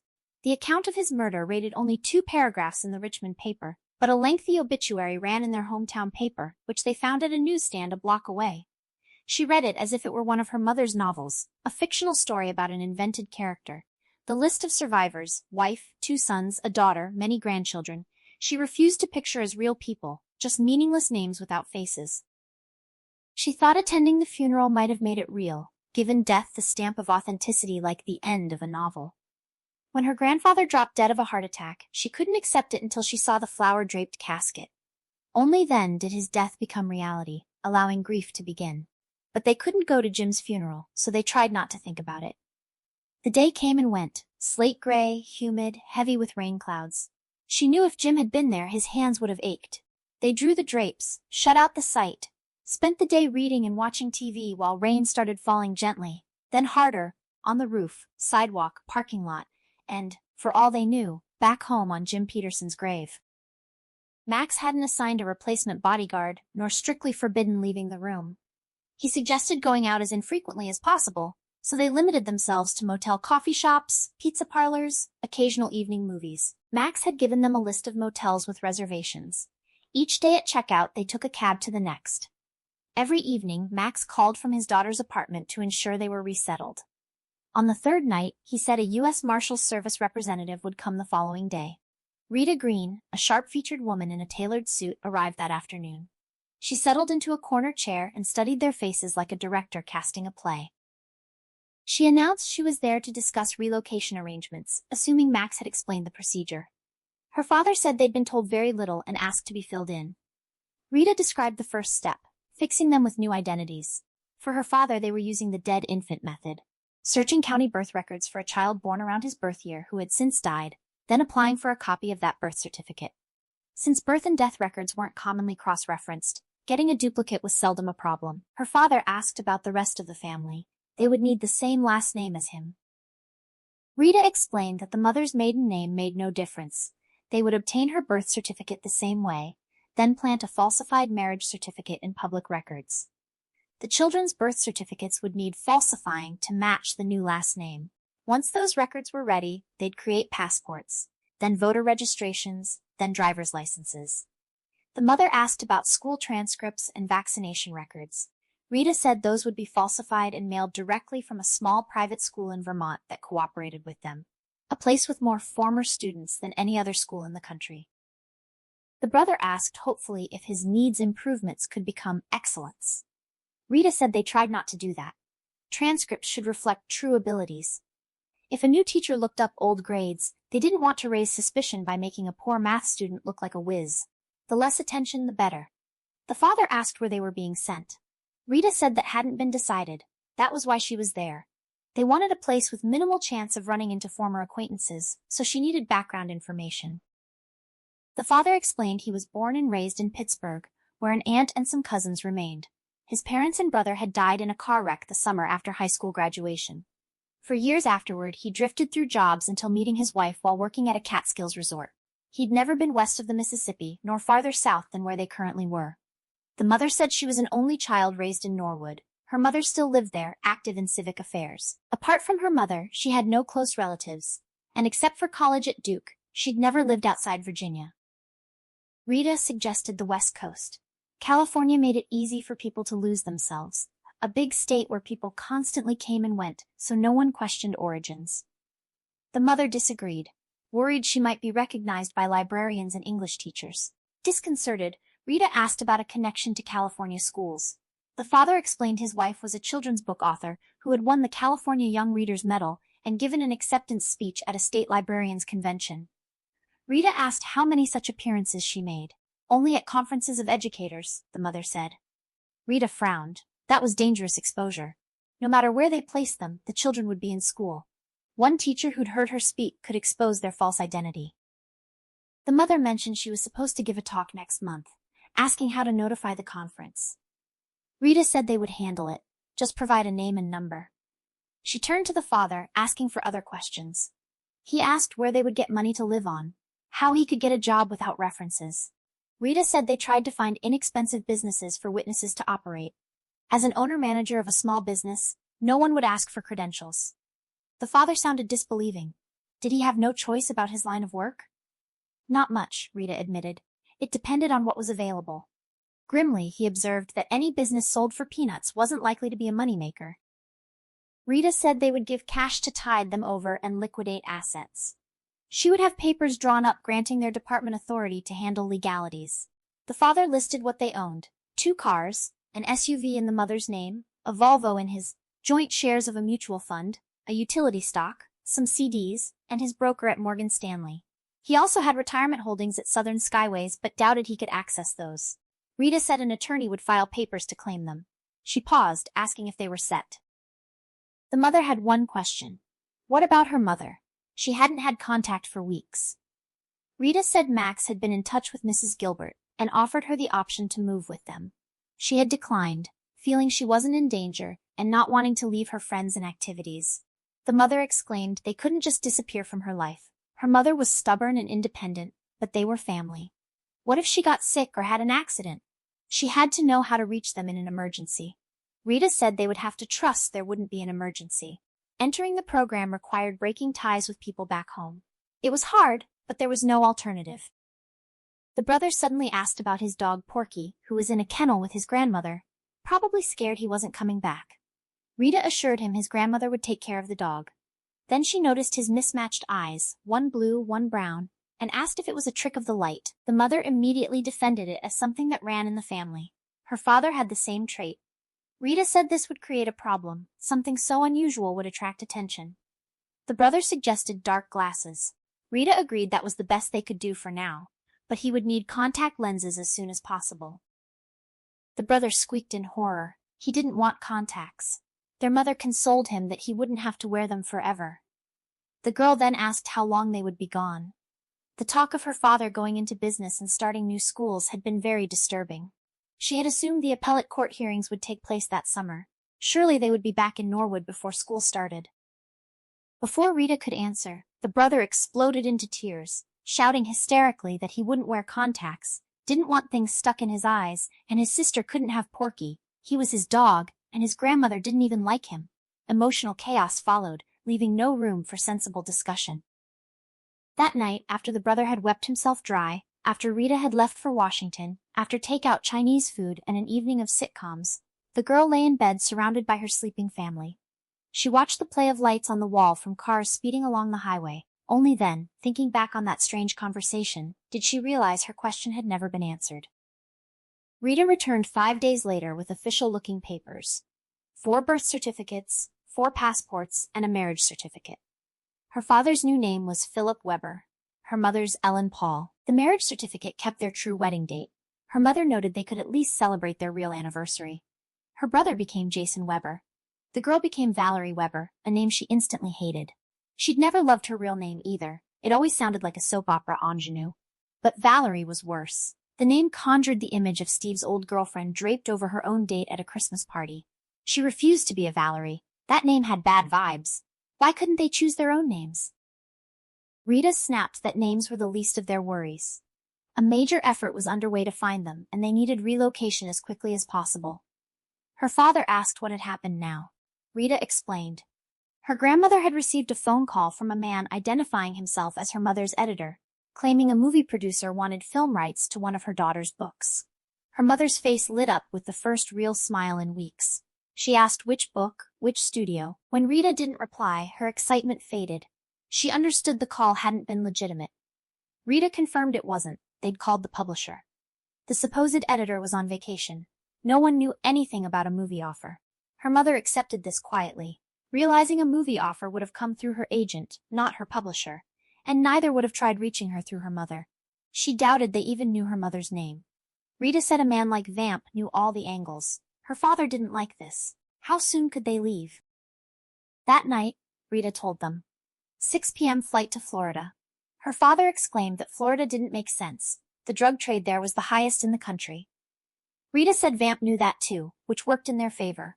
It would be the last place he'd expect them to send the family. They would land at Sarasota-Bradenton Airport, but their final destination was Grove City, 50 miles east. They were to travel in pairs under their new names to cover their tracks. Until then, life had felt frozen like a broken movie reel. Now the film ran at triple speed, jerking them into frantic motion. For 10 minutes they dashed about, grabbing clothing and tossing belongings into suitcases. Ready to walk out the door, Rita stopped them. Something had to be done about Valerie's hair. The girl didn't immediately realize Rita meant her. Then she remembered, she was Valerie. Nervously, she asked what was wrong with her hair. Rita said it was much too eye-catching. The color and length would make her stand out. They had to cut it before leaving. The girl cried out, covering her head with her hands. She'd been growing her hair for years. She'd wear a wig or a scarf, but she wouldn't cut it. Rita said it was too long for a wig, and no one wore scarves in summer. Most physical characteristics couldn't be changed, but hair length could, and it was important. The girl appealed in anguish to her mother, but even as she spoke she knew it was hopeless. Her mother had never worried about appearances, and her own short haircut looked terrible. She wasn't given time to argue. Within minutes, she stood in the bathroom with a towel over her shoulders, eyes screwed shut, as Rita hacked off her beautiful hair with fingernail scissors, and her mother gathered the clippings into the wastebasket. Then they piled into Rita's too small compact and sped back toward the Richmond airport. The wind stroked the back of her neck with alien fingers. Despite the heat, she shivered. During the drive, Rita issued admonishments about what to do in Grove City. At the airport, she pulled into a loading zone, kept the engine running, distributed plane tickets, handed her father the folder of official documents, wished them luck, and drove away quickly, leaving the girl with the impression Rita was grateful to be done with them. Inside the airport, they paired off as instructed. Her mother and she went through one metal detector doorway, her father and brother through another. They sat at opposite ends of the waiting area, counting minutes until flight time, behaving as if they didn't know each other. When boarding was called, her father and brother went first, jumping up and hurrying to the front. Her brother was having one of his hyperspells, bouncing excitedly while hanging onto their father's hand. Her mother and she hung back, falling in line with late-arriving passengers. At the door to the ramp, they displayed boarding passes and new passports. The attendant seemed to take an unusually long time examining them. A chill of apprehension ran through her. What if there was a problem with their tickets? What if they wanted more identification? But the attendant tore off the tops of their tickets, handed back the stubs, smiled, and waved them down the ramp. By the time they entered the cabin, her father and brother had taken seats at the back, out of sight. Their seat assignments were toward the front. They stashed luggage in the overhead compartment and settled into the middle and window seats of row 7. Last-minute passengers hurried on board, flushed and breathless. Then the doors closed, flight attendants checked seatbelts, and minutes later Richmond lay far below. A mosaic of rooftops punctuated by brilliant blue swimming pools. The plane climbed until highways became overlapping lines with black dots creeping like sluggish ants. Then, in an instant, the earth vanished beneath marshmallow clouds. They and their fellow passengers were alone together in an infinite expanse of open sky. Her mother reached over and squeezed her hand, whispering that they'd made it, safe at last. The girl squeezed back, momentarily forgetting she was angry, and asked if her mother really believed that. Her mother answered reassuringly, adding that they were going to Florida. What a wonderful place for an extended maxi-vay. She was making such an effort to act light-hearted that the girl tried to respond with similar cheerfulness, wondering aloud if Florida was like the TV commercials, beaches, palm trees, everyone gulping orange juice. Her mother agreed that sounded good and said she wouldn't mind a glass right now. When the flight attendant reached them, her mother ordered orange juice spiked with vodka, something the girl had never known her to do before. The girl asked for a Coke. The freckle-faced girl in the aisle seat ordered a Sprite, confiding that she liked Coke better but was scared of hitting rough air. Her mother had bought this dress just for the trip, and Coke was hard to wash out. The girl said she wasn't wearing anything elegant enough to worry about, having had no time to change out of jeans and a t-shirt. The freckled girl observed her critically, saying people ought to dress up when they travel, then asked if she'd gotten a discount haircut. One side was longer than the other. Without waiting for a response, she introduced herself as Abby Keller, going to visit her father and his wife for the summer. Then came the inevitable question. What was the girl's name? She froze. She could no longer call herself April Corrigan, but she was not yet ready to be Valerie Weber. She settled on a compromise. April Gross, half real, half fake. The girl exclaimed rudely that it was gross and burst out laughing, asking if people teased her, if they said, "Here comes that gross girl." The girl answered shortly that a name was just a name. People got used to it, except when it was a name like Valerie, she added silently. Abby asked where she was going. To Sarasota, she nodded, feeling progressively more uncomfortable. Abby wished she were staying on the coast near the beaches instead of in Dullsville with her father and his wife, a town where the only movies were so old they were already on DVD. The girl glanced at her mother, who had finished her drink and fallen asleep with her head against the window. Beyond the glass, clouds turned smoke-colored as the sky dissolved into gentle darkness. Her mother's face, illuminated by the overhead reading light, showed the weight she'd also gained during confinement. The shadow angles blunted her features, giving her the look of a stranger. This wasn't the author Elizabeth Corrigan. The woman dozing beside her was Ellen Paul Weber. Abby continued chattering, speculating that her father and his wife probably didn't even own a DVD player, might not even sell them in that hick town. If her parents had to get divorced, why couldn't her dad have moved somewhere exotic? Instead, he'd moved to Dullsville to be with Margaret, who then didn't want to leave because her daughter had one more year of high school, plus her sister and family lived there, and Margaret couldn't get along without relatives. Abby asked if the girl's parents were divorced. Was that why her dad wasn't with them? The girl mumbled something non-committal. Relief came when the flight attendant returned with a snack cart. Nothing looked worth waking her mother for, but she accepted a snack and was pleased when Abby did too, hoping that meant she'd stop talking. She underestimated her seatmate. While she gnawed dry pretzels, Abby rattled on, undaunted by food in her mouth, filling in every unpalatable detail of her parents' divorce and remarriages. Finally, in self-defense, the girl gave up eating, reclined her seat, and closed her eyes. Abby took the hint and fell silent. She focused on the hypnotic engine roar until a loudspeaker voice asked passengers to prepare for descent into Sarasota-Bradenton Airport. Her mother was awake and sitting up. After the plane taxied to the gate, they collected their bags and joined the line exiting. They emerged into warm, damp air filled with unfamiliar fragrances, descended portable stairs, crossed a short runway stretch, and entered the brightly lit, churning terminal. The baggage area held a revolving belt. Abby was already there with a middle-aged couple, presumably her father and the detested Margaret. Having no checked luggage, the girl and her mother continued across the lobby to double doors.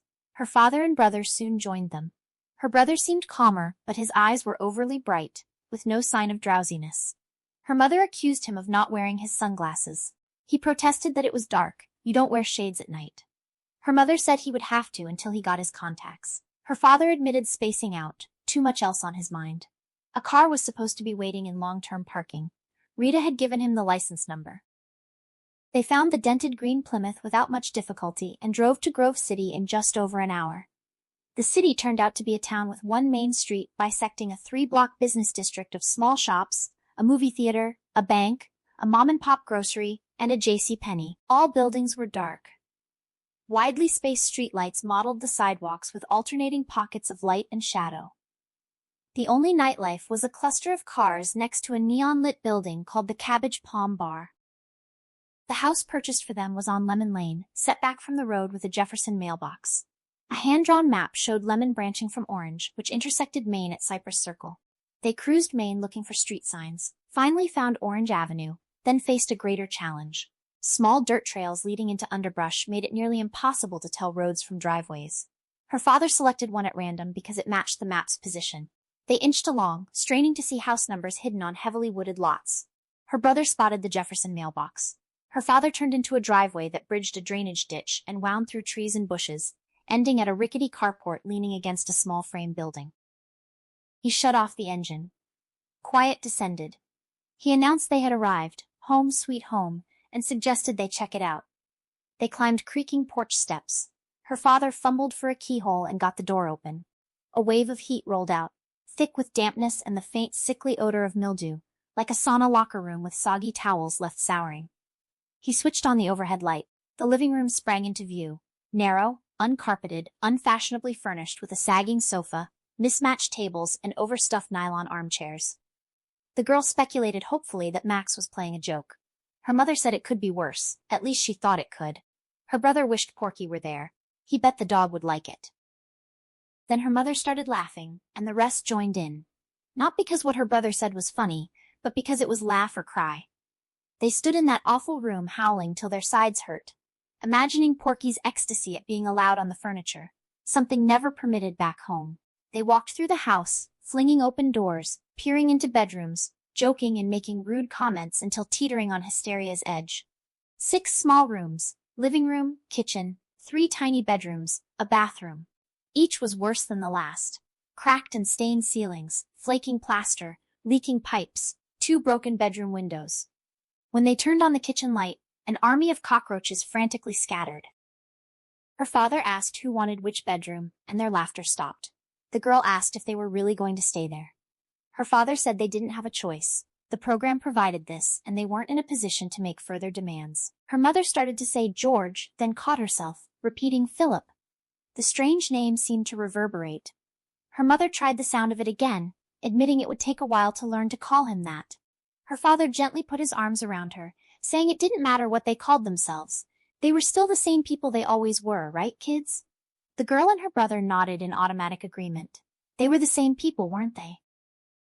Still, in the instant before she fell asleep that night, she remembered a carefree girl who used to sleep in a room fit for royalty, secure in the knowledge that princesses live happily ever after.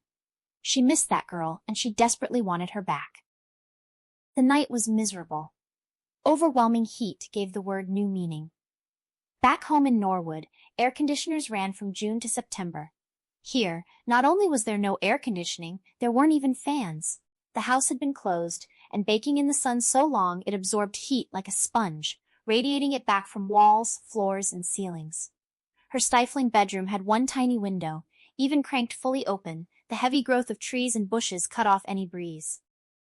Though exhausted enough to fall asleep immediately, she tossed restlessly all night, her sleep rampant with vivid dreaming.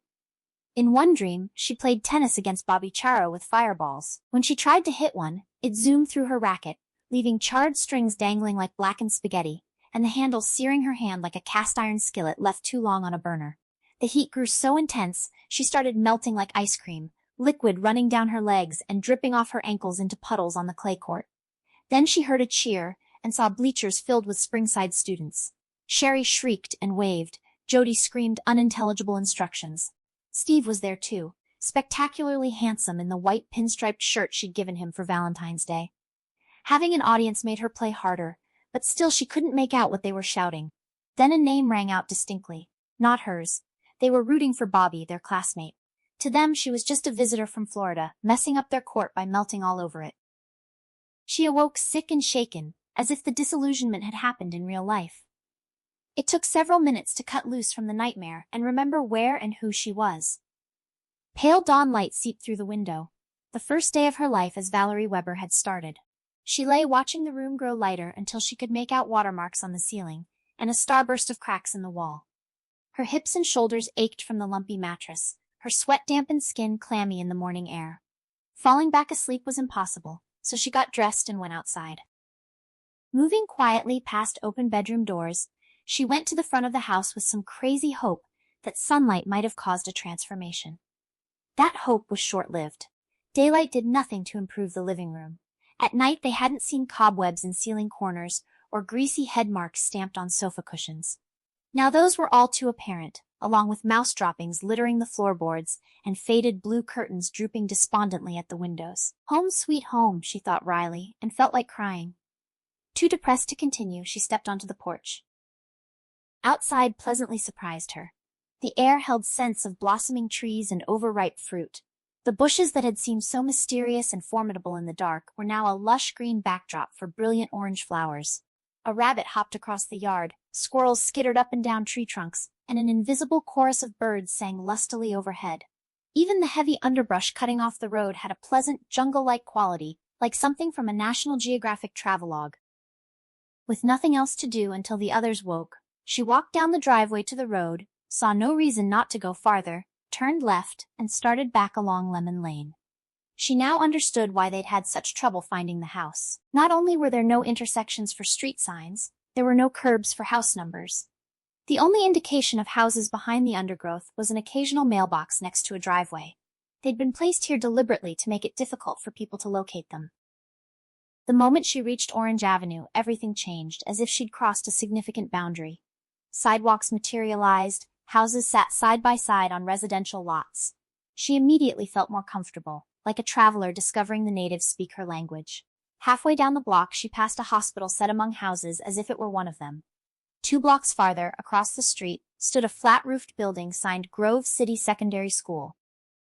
Puzzled, was that middle school or high school? She crossed and walked slowly along the pavement, trying to peer through windows. Rooms were dark, glass angled to show little but blackboards. Clues were contradictory. Geography books on a windowsill looked suited for middle school, but another classroom held a chemistry chart intended for high school.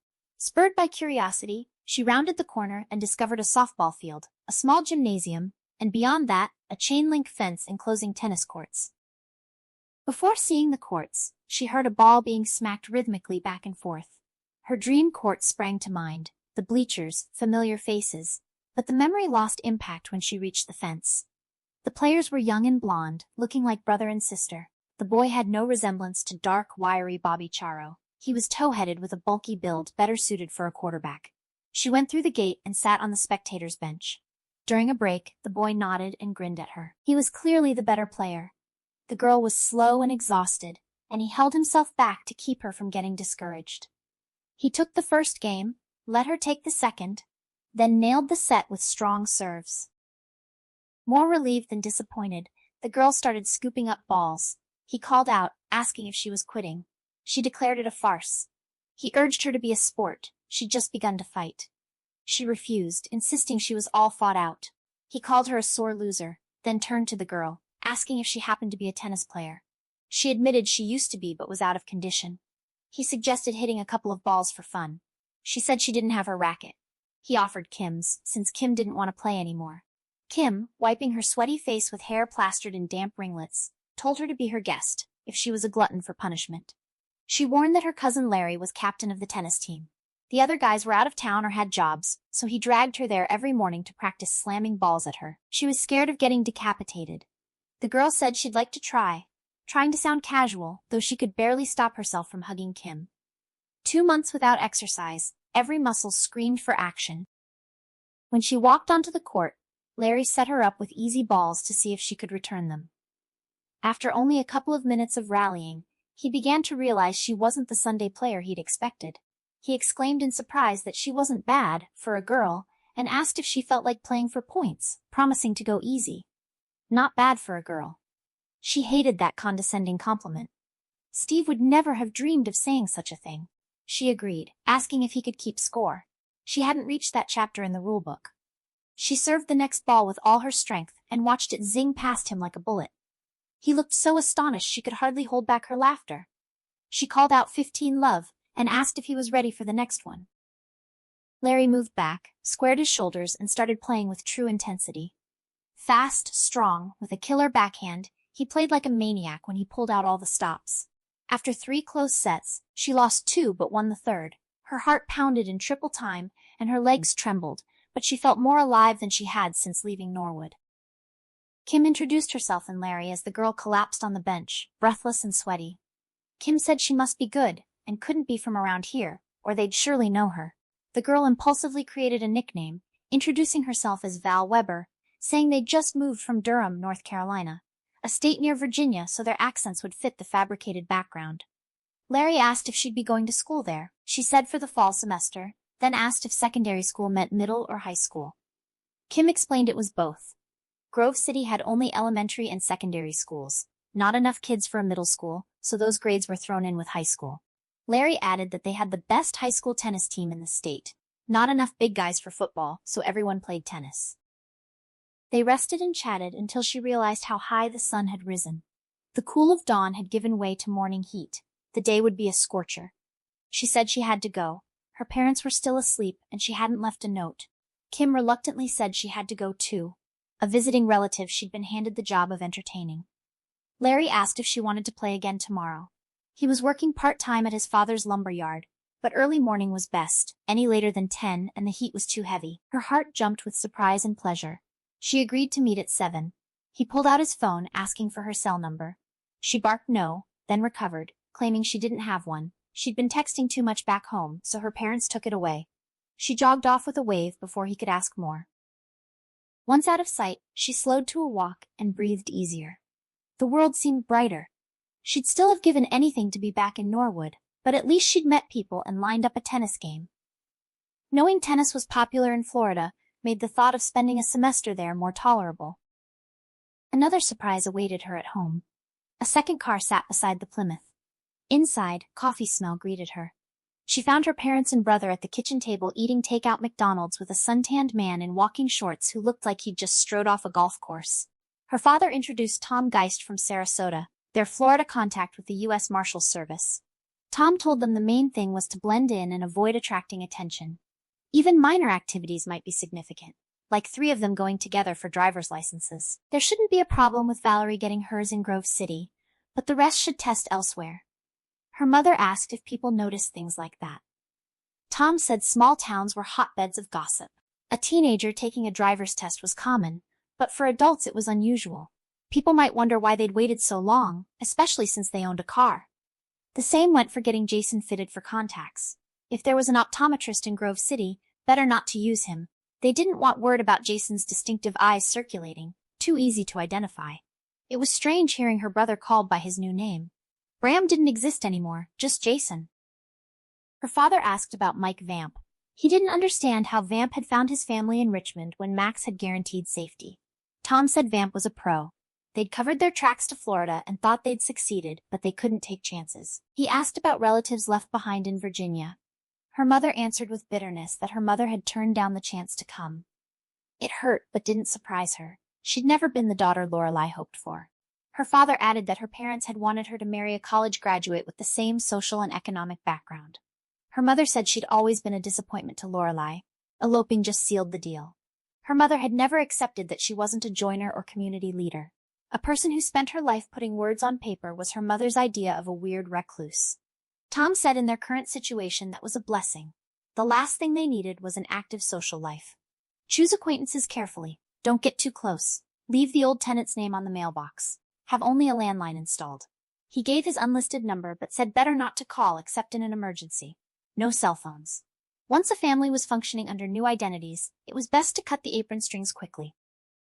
Before leaving, Tom handed her father an envelope of money and the key to his new place of business, a fast photo processing shop on Main Street called XIII.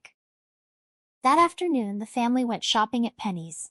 Her parents tried to make it seem like a game. Her mother kept saying it was like being newlyweds again. They bought everything from silverware to bed sheets. She talked her father into buying her a tennis racket. Her old one had been left in her gym locker. Then they grocery shopped. The checkout woman asked if they were new in town. Her mother said yes, from North Carolina, and asked for the best roach insecticide. After their parents drove home with purchases, she and Jason explored town, strolling sidewalks and looking in store windows. Summer clothes were last year's fashions. The movie theater wasn't showing new movies, just old Disney films in the afternoon. Jason wanted to see them, so she bought tickets. Time hadn't stripped the old films of magic. Jason was as enchanted as she'd been at his age. He kept talking about buying the DVDs. The next day they drove to Sarasota, where Jason was fitted with brown contact lenses and her parents took their driver's tests. That afternoon she took her own test in Grove City and got a license for Valerie Weber. Those first 2 days in Florida, though uneventful, were the month's high point. After that life went downhill. Even their stint at the Mayflower seemed exciting by comparison. She got up early each morning to play tennis with Larry, but aside from that, nothing but vegetating. Within a week she was mired in self-pity and loneliness. Larry had to be at work by 9 a.m. Kim had family in town. Her only 2 friends weren't available. Her mother spent days scribbling in a notebook. Her father spent his at XIII, learning the equipment. She didn't even have her brother for company. Jason made friends with 2 little boys down the road and spent all his time with them, though he still complained about missing Chris. Another depressing part was finances. Back home she'd never thought of her family as wealthy. Most Springside classmates had comparable lifestyles, but they'd lived comfortably in an upper-middle-class neighborhood, and if she wanted something, they could usually afford it. Now her father couldn't even give her an allowance. Tom's cash hadn't been replenished, and they couldn't withdraw money from their Norwood bank. Her parents kept talking about how challenging it was to learn to make do, as if it were a game they should enjoy. She found nothing fun about scrimping and hated being unable to buy what they needed. Despite her mother's efforts to spruce up the house, she couldn't get rid of the roaches. No garbage disposal, no dishwasher. Worst of all, they couldn't afford a television, something she considered more necessity than luxury. 3 interminable weeks dragged by. Then her parents broke the monotony with a fight. It started when her mother went to pick up an electric typewriter that had turned up in a storage cabinet at XIII, and her father said he was too busy to bring it out. That typewriter had become a bone of contention. Every morning when he left for work, her mother reminded him to bring it home. Every evening he had an excuse. First he had to order replacement parts. Then the repair shop didn't fix it right. Then he just kept forgetting. Her mother got fed up and went to get it herself. At dinner, her mother exploded about the typewriter. XIII was hardly doing any business. Everyone used digital cameras now. He was lucky to develop 3 rolls of film a day. How could he be too busy to look for it? Her father admitted he hadn't been too busy. He'd been trying to postpone this very conversation. Once she had access to the typewriter, she'd want to start working on her book again. Her mother asked why she shouldn't. She could write as well in Florida as in Virginia. She already had the first draft in longhand, but couldn't go further until she typed it. Since they couldn't afford a computer, a typewriter was better than nothing. Her father said the problem wasn't the writing itself. It was fine if she wanted to write for her own enjoyment. What she couldn't do was submit the manuscript without giving away where they were. Her mother assured him she'd swear her editor to secrecy, explaining what happened and warning him not to tell anyone. Her father said it would leak. Too many departments would need to be in touch, sending galleys and jacket copy, and publicity people would want to discuss promotion. No way to keep their address secret. Her mother suggested a pen name. Or better, write as Ellen Weber, someone with no connection to Elizabeth Corrigan. Later, a new edition could come out under her real name. Her father impatiently told her to stop talking like an idiot, in a tone she'd never heard him use with her mother. Missing people were usually found because they couldn't resist incorporating parts of their old lives into new ones. The bowler joins a bowling league, the bridge player joins a club. Did she really think she'd bring out a book with her regular publisher and nobody would catch on? A brand new author surfaces writing exactly like the missing Elizabeth Corrigan, and nobody questions it? Her mother snapped that her work made her real. She'd spent her whole adult life establishing herself as an author. He couldn't expect her to give up everything she'd worked for. By the time this was behind them, she'd have to start her career all over from scratch. Her father sent the children to play cards in a bedroom while their parents continued battling in the kitchen. By the next day they'd reached a truce, but icy hostility chilled the air between them. At her mother's insistence, her father brought home the typewriter. From then on, she typed, just filling paper because it kept her from going stir-crazy. The rusty keys pounded deafeningly, with no escape from the clatter. Jason and his cronies added noise, having discovered trapdoors in closets and established a secret hideout in the attic. They bumped and thumped until the ceiling seemed ready to fall through. By day's end, her head felt ready to explode. At night, too much silence. The road had no traffic, and neighboring houses were too far for any sense of contact with other people. She eased herself to sleep by thinking of home with the hungry longing Dorothy felt for Kansas. Picturing her house as last seen from Max's car window, yard filled with flowers, her grandmother standing in the driveway. She told herself it wouldn't be long. If there was going to be a new hearing, it would have to be soon. People could handle anything temporary. By Christmas, this nightmare would be over. One evening during dinner, the phone rang with their first call since installation. They exchanged startled glances. Nobody moved. Her father nodded at Jason. His voice was least likely to be recognized. If someone asked for George Corrigan, say wrong number. If asking for Philip Weber, call him to the phone. Jason lifted the receiver, paused, then turned to her. Some guy was asking for Val. Her heart leapt into her throat. Ridiculously, she felt sure Steve had found her, spurred by love to accomplish the impossible. She grabbed the receiver. Larry's voice asked how things were going. Did she feel like living it up and going to a movie? Disappointment descended with a sickening thud. She said she didn't think she could. She'd promised her parents she'd spend the evening at home. She knew she sounded ungracious, but she couldn't help it. Having a platonic male friend to play tennis with was one thing. Going out in the evening with him was another. She was still Steve's girlfriend even if they had to be apart, and she wouldn't cheat by dating someone else. Larry coaxed her. Kim needed her more than her parents did. Kim was stuck taking her stepsister to see Twilight for the 5th time. The kid was a brat, driving Kim up the walls. He thought she and Kim could give moral support. That threw different light. A group of 4 wasn't the same as a twosome. Besides, with the unpleasant atmosphere at home, an evening away was enticing. She agreed, couldn't let Kim down. Larry said Kim's stepdad was letting her take the car. Show started at 8. They'd pick her up around 7:30. He asked for her address. She explained Lemon Lane, house set back in trees, not visible from road, on the right. Mailbox says Jefferson. Larry knew the place. He'd been to parties there. Kim used to date Pete Jefferson before the family moved to Tampa. They'd be by in half an hour. She hadn't realized it was so late. She excused herself, showered quickly, changed from shorts into jeans, combed her hair, applied lipstick. By then Kim's headlights were staring through the living room window like dragon eyes. Larry was at the door. Jason raced to open it and asked if Larry was his sister's new boyfriend. She gasped in horror, but Larry looked pleased, saying not yet, but it might be worth considering. She quickly introduced Larry Bushnell, her tennis friend. Her father shook hands. Her mother said they were glad Valerie had found another tennis buff. Larry said she was pretty good herself, for a girl. The coach at school would flip when he saw her serve. Tennis was a big deal in Grove City. With Val on the team, he'd bet their girls made it to nationals. They chatted a few minutes, then Kim beeped. Larry remarked that her parents seemed cool. And her brother, when he first saw Jason, he couldn't believe it. He'd never seen a kid with different color eyes before.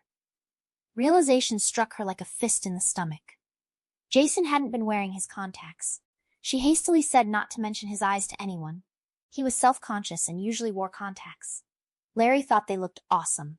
He opened the car door. The dome light popped on. Kim introduced her stepsister Abby. The girl seated beside Kim turned to peer back. A second punch in the stomach all but finished her. Abby asked why they called her that. That girl wasn't named Val Weber. She was April Gross. She did what she had to do. She bluffed. Staring at Abby as if she'd never seen her before, she asked in feigned bewilderment what the girl was talking about. Abby returned the stare with narrowed blue eyes, unintimidated, saying she was the girl with the Gross last name. Kim told Abby not to be rude to her friends. Abby insisted that wasn't what she meant. The girl knew what she meant. They'd sat together on the plane from Richmond. She'd said her name was April Gross, and that she and her mom were going to Sarasota. Why was she pretending to be somebody else? She firmly denied it. Abby might have sat next to someone who looked like her, but her name was Valerie Weber. She'd never been to Virginia and certainly wasn't staying in Sarasota. Her family was from North Carolina. Abby insisted that wasn't true. She always remembered people and never made mistakes like that. Larry said anyone could make a mistake, struggling to control his temper. He motioned her into the back seat and climbed in after her, urging Kim to get moving or they'd miss the start of the movie. At the theater, 24 customers lined up. By the time they parked and walked across the lot, the line had nearly doubled. Most attendees were teenagers, and almost all seemed to know Kim and Larry. Within minutes, she was introduced to a blur of names. The girls looked her over with interest. One named Sandy acknowledged her so chilly that she was sure Sandy had more than a casual interest in Larry. At the ticket window, Larry paid for both of them, and in the lobby he insisted on buying popcorn.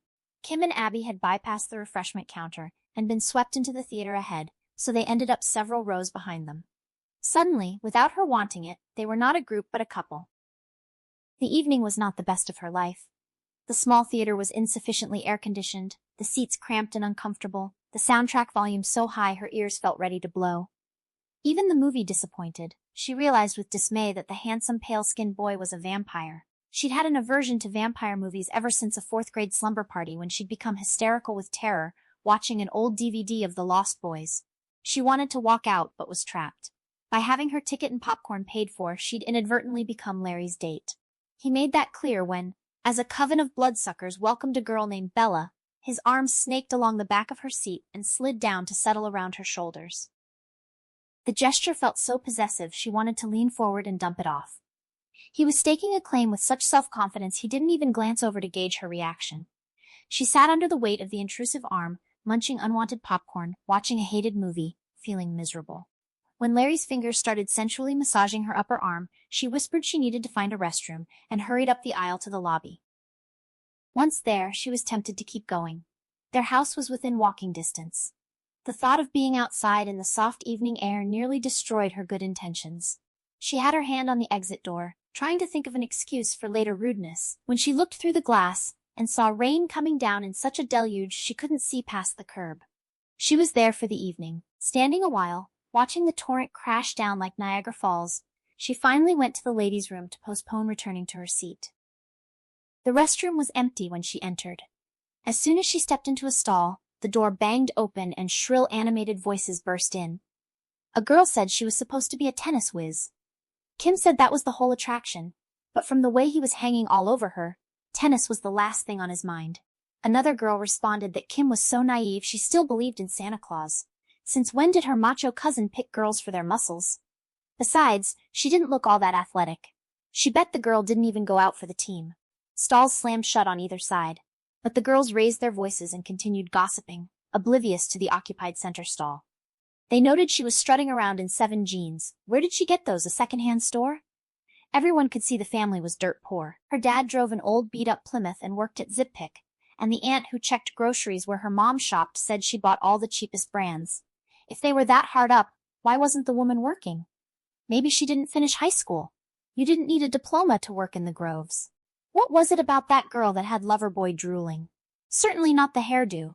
She looked like she'd been attacked with garden shears. She was somebody new in town, and Larry liked a challenge. Sandy's problem was she made everything too easy for him. He knew whenever he called, she'd be sitting by the phone.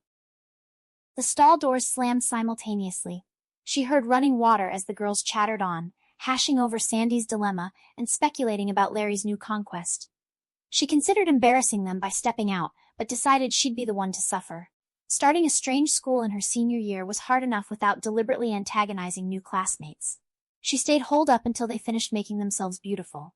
When they left, she emerged, washing hands she was shaking so outrageously. She longed to run after them, shouting that they were not poor. Back home they had a big house and 2 new cars. Her mother was an author. Her father used to work for an airline. They were just as good, a whole lot better. The frustration of not being able to stand up for herself made her nauseated, but at least one nasty statement she could disprove. She didn't look athletic, she wouldn't go out for the team. No matter how disdainful the Grove City kids were, they would have to take notice when they saw her on the tennis court. At the sink, she averted her eyes from the mirror. It shocked her every time she saw her hair. Evened at a salon, not as dreadful as originally, but instead of Rapunzel, the short-cropped style made her look like Peter Pan. She shook water from her hands, thrust them under the air dryer, and accepted she couldn't forestall the inevitable. She returned to Twilight and Larry, who whispered that she'd missed a lot. Bella was so in love she wanted to be a vampire too. She shuddered spontaneously. Larry misinterpreted it as cold from the high air conditioning. She whispered she wasn't cold at all, but his arm came plunging down onto her shoulders, as if it had been hanging suspended the whole time, remaining like a lump of lead through the rest of the movie. It was after 10 when it ended. Outside, no longer raining, puddles on the sidewalk, street filled with water, but the sky clear with a pale young moon. She commented in surprise that an hour ago it was pouring. Kim explained that was how Florida was in summer. Not a cloud, then rain by the bucketful. Summer storms didn't usually last long, but while they did, they were torrential. Abby asked slyly if it was different back in Virginia. She repeated that she'd never been to Virginia. She was grateful the drive home wasn't long. Even though Larry didn't try any moves in the car, she was uncomfortably aware of his presence beside her and that their relationship had been subtly altered. Worse was being enclosed with Abby. Her turning out to be Kim's stepsister was the sort of ironic coincidence she'd have thought impossible in a movie. She vowed never to disclose anything to anybody again. You never knew when words would come back to haunt you. The impossible sometimes happened, and Abby was proof. The car crept onto Lemon Lane, where the roadside ditch had become a white-foamed river, surging through culverts and exploding in moonlit sprays like frantic ghosts. Kim pulled into the driveway, threading between high bushes until the house emerged. Shadows swallowed the sky here, trees blocking starlight, undergrowth hiding the road. Darkness pressed in on both sides, but headlights carved a path to the porch where living room windows glowed. She told Larry to stay inside when he reached for the door. Only a few yards she could see fine, and thanked them both for the movie, the popcorn, the ride. Kim answered they were glad to have her, adding that since Abby was a movie fanatic, they would probably see many that summer. The dome light flicked on as she opened her door.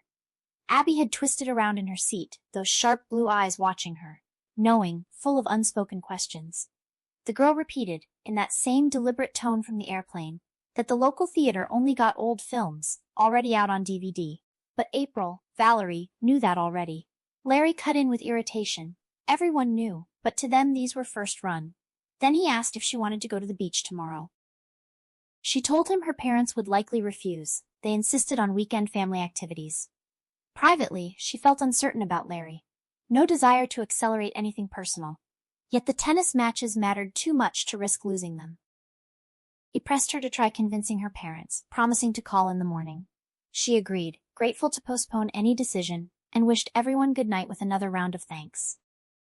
Stepping inside, she knew immediately. Her parents had been arguing. No fight in progress, both sat reading, but the air felt thick with recently raised voices, unpleasant statements, shrill accusations. She stood in the doorway, struck by the strangeness of seeing them at opposite ends of the sofa in heavy silence. Maybe it was the harsh overhead light, but they looked older than they had back in Norwood. Her father's face, once gentle and boyish despite his receding hairline, now looked haggard with frown lines carving dark trenches at the corners of his mouth.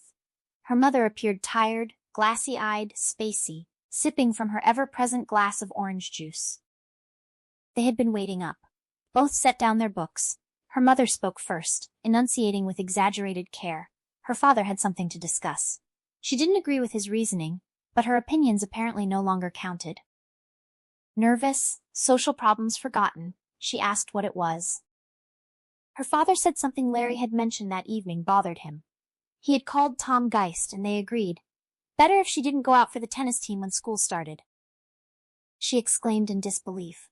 Why shouldn't she play? He assured her she could still play, just not competitively. Ranking high in tournaments could be dangerous. Because Larry had said tennis was a major sport here, players got featured in the newspaper. As good as she was, she would likely make it to state, maybe nationals. The last thing the family needed was national publicity. She protested that no one would recognize Val Weber. Wasn't that the point of the name change? Her father answered that this vamp knew a lot about them and would have all pertinent information. He might not recognize the name, but he would recognize her. Knew he had a championship tennis-playing daughter, her age, her grade, what she looked like. They couldn't stop people from taking photos at meets or newspapers from publishing them. She felt her voice rising beyond her control as she argued that tennis ability was all she had going for her here. Was he telling her she could only bop a ball around? She spun on her mother. Was she going to let him do this? Her mother replied that her opinions didn't seem to matter, that her father had decided they all had to give up everything, and then rose unsteadily, trailing fingers along the wall toward the kitchen for more orange juice. Her father stopped her sharply. She had had enough. Come back and sit down so they could discuss this. Her mother shot back that there was nothing left to discuss. He and Tom made the rules and the rest followed. She had given up her career. April would give up tennis. Neither of them had to be happy about it. He corrected her. Their daughter's name wasn't April, it was Valerie. They couldn't afford slips like that, even alone. In a town this size, everyone overheard everything. Small-town people got suspicious easily. That was the moment she should have told him about Abby, about Larry seeing her brother without his contacts. But she was too angry to trust herself to speak. She turned on her heel, left them to finish their battle in private, went into her bedroom and shut the door. She cried herself to sleep that night, then slept like the dead, too emotionally exhausted even to dream. She awoke not on her own but because someone shook her shoulder. She opened her eyes reluctantly to find her father standing by her bed in a room just taking shape in pale pink dawn light. He told her to wake up, big day ahead. Her mother and he had decided it was time for a mini vacation. She asked with undisguised contempt what kind of mini vacation they could have in Grove City. He answered, the best. Disney World and Epcot Center. 2-hour drive, so if they wanted a full day there, they needed to start now. She said she didn't feel like driving 2 hours to meet Mickey Mouse. The rest of them could do what they wanted, but she was staying. He acknowledged her disappointment about tennis, but said sulking wouldn't change things. If he could go back and reshuffle the cards he would, but he couldn't, so they were stuck playing the crummy hand he'd dealt. She demanded how he could have gotten them into this mess. He admitted quietly that he had asked himself that 1,000,000 times. He wanted to think he was being a responsible citizen. That's what he had tried to tell himself for the past 12 months. The real truth. He wanted to be a hero. As a kid, he was one of those wimps other kids beat up on, and he only survived his teens because Max looked out for him. He was grateful, but it didn't do much for his ego. He met her mother working at a ski resort shop. She was there on vacation with a college roommate. Her friend was into partying, her mother wasn't, so she started hanging out with him in the evenings. They fell in love. He talked her into eloping. When her parents found out, they nearly disowned her. She asked, "Wasn't it Grandpa Clyde who got him his job?" He said yes. Clyde eventually rallied around and took care of them. He didn't want his daughter married to a ski bum, had some connection at Southern Skyways, later pulled strings to make him manager, and he and Lorelei bought them their home in Norwood. Then, out of the blue, her mother's career took off like a skyrocket, and he was left riding along on everyone's coattails. When Max came up with this chance for him to achieve something, he paused. He didn't know why he was bothering to explain. The bottom line? He wound up doing something stupid. That couldn't be changed, so they just had to make the best of it. She said talking mice weren't her idea of fun. He asked patiently what was, offering to negotiate. Cypress Gardens wasn't far. Or they could drive over to the beach at Sarasota. He tried so hard to please her, that guilt set in. She remembered suddenly the playful, gentle-faced man who had held her on his lap for bedtime stories, changing violent endings, so the wolf dined with the 3 little pigs and trolls played games with the billy goat's gruff. But in real life he had no power to alter their story. She admitted Disney World might be fun, ashamed of her earlier reaction, then asked who would run ZipPick. Her father said no one. No film had been left for processing yesterday. Little wonder the business had been available. The previous owner probably died of starvation, but the program would continue providing for them. Tom Geist had driven over last night with more money. He left. She dressed, they ate hurriedly, and set off. In the car, they started like actors playing a carefree vacationing family. Her parents had clearly talked and decided to make the trip happy. Both chipper, chatting amicably, looking forward to the day. Jason, who hadn't witnessed last night's scene, seemed bewildered by the emotional shift, glancing back and forth between their parents as if trying to figure out what was different. Soon he relaxed, accepting it at face value, and within half an hour was bouncing on the seat, asking every mile or two if they were almost there. Her mother suggested word games to calm him. 20 questions, finding alphabet letters on road signs. Near Orlando, signs multiplied. They even found a queue on a billboard for a motel with queen-size beds.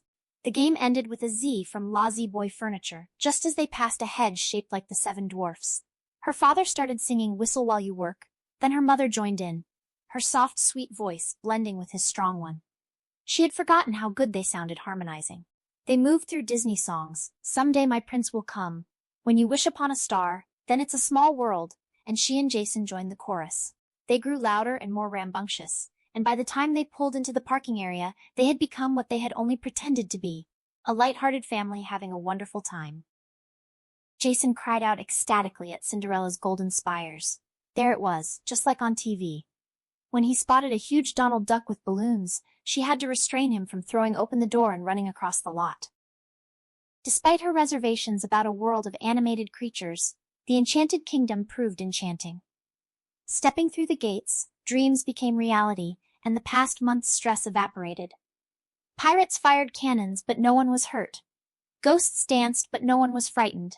They worked from Frontierland to Tomorrowland, humming with singing bears, rafting on Tom Sawyer's River, gliding beneath the ocean in a miniature submarine, all acting like children on holiday. Almost 2 o'clock when they sat for lunch overlooking a swan-studded lake, discussing the remainder of the day. Her father suggested Epcot, afternoon exhibits, then dinner at a foreign restaurant. Jason cried they couldn't leave yet. He hadn't even been on the Jungle Cruise. Her father said their mother wanted to see the 3D movie. Jason would like the effects, and Epcot should be educational. Jason insisted stubbornly he didn't want to get educated. He wanted a boat and a teacup ride. She offered to stay with him, mellowed by the morning's activity. Why didn't her parents go to Epcot alone? They hadn't done anything together in ages. Her mother hesitated. So much to see. Dreadful to come this distance and miss it. Her father said easily to let the kids stay if they wanted. They would come back. The point was for everyone to enjoy themselves, and if Jason's idea of joy was making himself sick in a spinning teacup, so be it. He told her to meet at the gate at 6, then stop somewhere for dinner before heading home. The instant their parents were out of sight, Jason burst into hyperactivity, jumping like a frenzied cricket, demanding all the rides their mother had forbidden as too stimulating. He also somehow removed his contacts. One moment he had 2 brown eyes, the next, 1 brown and 1 blue. She told him to go into the restroom and put them back. He knew he wasn't supposed to keep taking them out. He hadn't been wearing them when Larry came over last night, and Larry had noticed and commented. He whimpered that he hated wearing contacts. How could he have a good time with his eyes feeling gross? They compromised. She bought him Mickey Mouse sunglasses, which he promised to wear until they were back in the car. Then he dashed off like a small tornado, and from that moment she devoted herself to following him from one wild ride to another, wishing she could keep him on a leash. Afternoon crowds grew heavier, the heat increasing with each hour. By late afternoon, she would gladly have sat on a bench by the lake, people watching until meeting time. But that was impossible with a pint-sized dynamo to track, so she trotted along in his churning wake, wondering how she could have been crazy enough to volunteer as his keeper. She stood wearily at the foot of a ride, sipping Coke and watching Jason whirl in a teacup, when someone called out, "April?" She instinctively started to turn, then got a grip on her reflexes and held rigid. A coincidence. April wasn't common but wasn't unique. In Disney World overflowing with summer visitors, there had to be more than one. Then the voice called again, "April?" And to her utter horror, "April Corrigan?" The full name shocked her so deeply she froze for a moment. Then self-preservation kicked in. A quick glance reassured her Jason was safe in his cup, still wearing his glasses. She began walking rapidly away from the Alice ride, as if remembering important business elsewhere. "April! April, wait up! April, it's Jody!" The voice clicked into place, dreadfully familiar. She increased her pace to nearly running, ducking, dodging, plowing through the crowd, shoving past people in line for Space Mountain, nearly knocking over an elderly woman with a white-tipped cane who couldn't see her rushing forward. For a moment she thought the blind woman would be her salvation. The woman thrust out her cane defensively, first one side then the other, inadvertently blocking those behind. But ironically, her own path also became blocked as a gigantic Pluto surrounded by children materialized out of nowhere, taking up the walkway directly ahead and enough space on either side to stop her cold. "April!" The voice was upon her. A hand clamped down on her arm. The girl had been screaming her lungs out. She was sure it had to be her the moment she saw her, even from the back with that new short haircut. Reluctantly, she let herself be spun around and embraced by her tennis partner, Jody Simmons. So much had changed in the weeks since she'd seen Jody that it startled her to find the girl exactly as she'd always been. Eyes bright with pleasure, wide mouth smiling endlessly. She suddenly felt 1,000,000 years old, the last person who belonged in happily ever after land. Jody cried she couldn't believe it. So great to see her. Was she here alone? What was she doing? She kept her tone light, saying the same thing Jody was, pretending to be 10 again. "Most fabulous place in the world." Jody repeated she couldn't believe it, clinging to her arm as if afraid she'd disappear.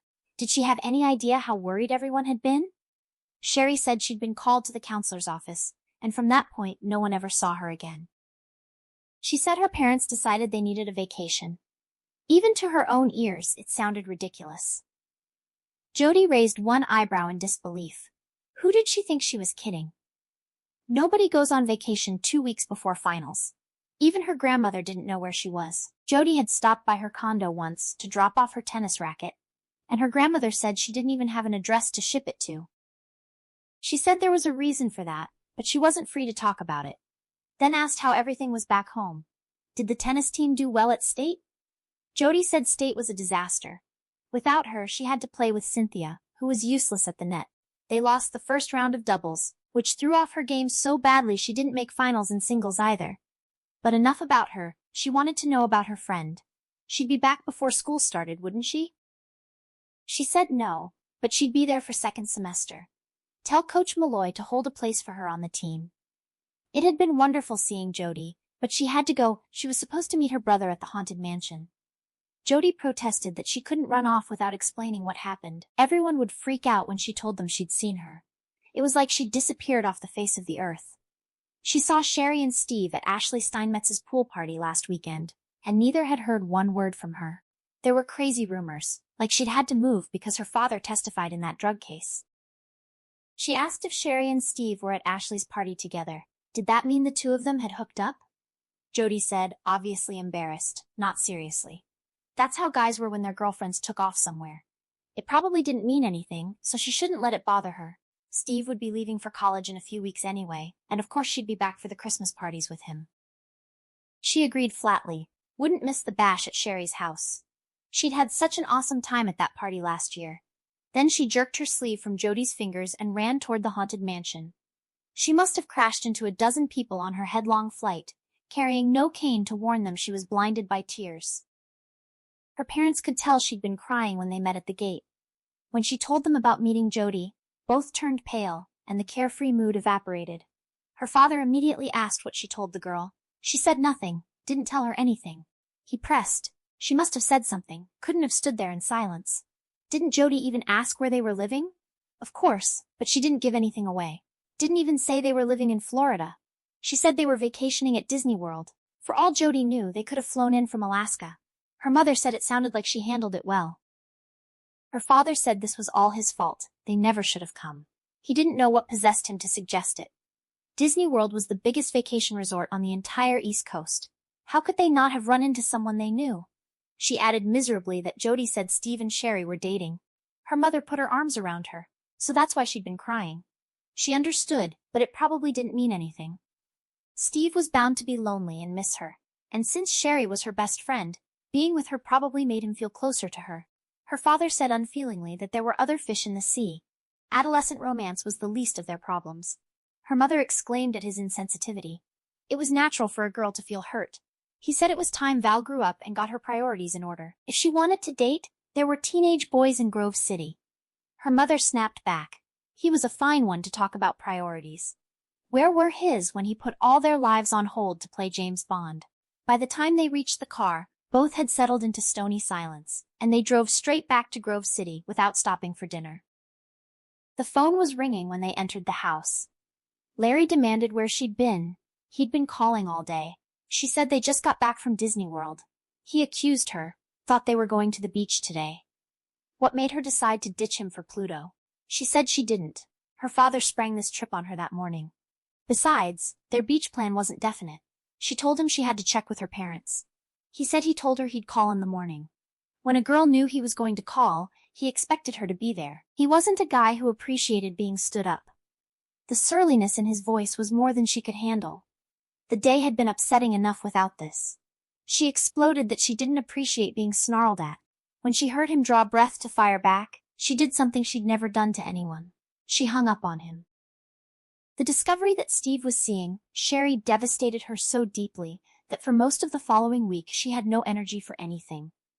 Without regular tennis games to get her up, she lay in bed long past her usual rising time, listening to the house come to life on the far side of her walls. If she blocked everything else out and concentrated on the cracked plaster across from her, the map of cracks looked like a spider web, and if she stared long enough, she could even make out the shape of a fly ensnared in it. Gazing at the ceiling was just as depressing. Rain had leaked through the roof to form puddles in the attic, and the stain above her grew larger with each rainfall. It had spread so far that part of it was over her bed, and she kept expecting something dark and nasty to leak down on her. Her bedroom became a symbol of their life in Grove City, and by the time she dragged herself out to face what remained of the morning, she was so immersed in self-pity that she had no desire to go anywhere or do anything. Kim jolted her back to life 4 days after the Disney World trip. Kim called awkwardly, saying she just thought she'd check in. Larry was plenty freaked out about their breakup. She exclaimed, "What did she mean, their breakup? You couldn't break up with someone unless you'd been a couple. All she and Larry had going between them were tennis balls." Kim told her that wasn't the way he wanted it, though. He thought she was cool, and had been planning to start going out with her. She had to understand how Larry was, used to local girls falling all over him, and he took it as a huge insult when someone didn't. She said sarcastically, "Poor baby, did he ask Kim to tell her that?" Kim said not exactly, but he hinted around. What he wanted was for Kim to find out if she was still pissed at him, or whether, if he called, she'd want to start seeing him again. She said maybe if he apologized. Kim said that wasn't his style. Larry never apologized to anyone for anything. The day was hot, no rain for a week, so she knew the school courts would be dry and hard. Her father was at zip-pick, her mother busy at the typewriter, Jason and his friends thumping around in the attic like elephants. Her muscles felt tight from lack of exercise, and the thought of tennis was irresistible. She told Kim to tell him to call. She shouldn't have hung up on him. She was in a bad mood that evening and overreacted. Princess April would never have made such a statement. But Valerie Weber was desperate with loneliness and boredom. Either Kim called Larry immediately, or he'd been standing at her elbow when she made her call, because less than 5 minutes later he was on the phone. As Kim predicted, he didn't apologize, which irritated her so much that she didn't either. Neither referred to their last conversation. They just made a date to play tennis at 7 the next morning. After that, they swung naturally back into their old routine, and their daily morning games became the norm again. They also started playing in early evening after the sun dropped below the tree line and the blazing afternoon heat had lifted from the courts. One evening, after 3 twilight sets of tennis, they stopped for Cokes at McDonald's and found themselves behind Fran and Amy, 2 girls she'd met at the vampire movie. She worried briefly they might be the restroom voices, but as soon as they started talking, she knew they weren't. They ended up sharing a table, and Amy invited them to a party on Saturday. She realized the invitation was aimed mostly at Larry, but he turned to ask if she was busy that night. When she said no, he flashed that cocky grin and said he'd pick her up around 8. So she was committed to another formal date. This time, though, she didn't feel guilty. Steve wasn't sitting home alone every evening. If he could date Sherry for parties, she could date Larry. Besides, it would never get serious. She'd once been attracted to the burly muscle man type. But her taste had changed since dating Steve, and Larry's gigantic ego was a definite turnoff. Still, he'd be fun at a party, and she needed fun. She went determined to have a good time. Instead, she talked too much. She blames herself, but also the punch. Amy's parents were out of town, and she and Fran and their boyfriends had created a frothy concoction called suicide. She woke the next morning with a skull-splitting headache and a tongue stuck to the roof of her mouth. The punch was deceptive, tasted like fruit juice, but she suspected something else was in it and drank it anyway to chill out. When she and Larry first arrived, she was uptight and nervous among strangers who'd known each other since kindergarten. Worse, Sandy was there, surrounded by girlfriends who kept glaring and whispering, making her more uncomfortable. After 2 or 3 swallows, she started feeling better. Tension ran out like after a hard tennis match, her artificial smile losing its rigidity. Amy put on music. Larry whipped her onto the dance floor, and within minutes the room felt like a club.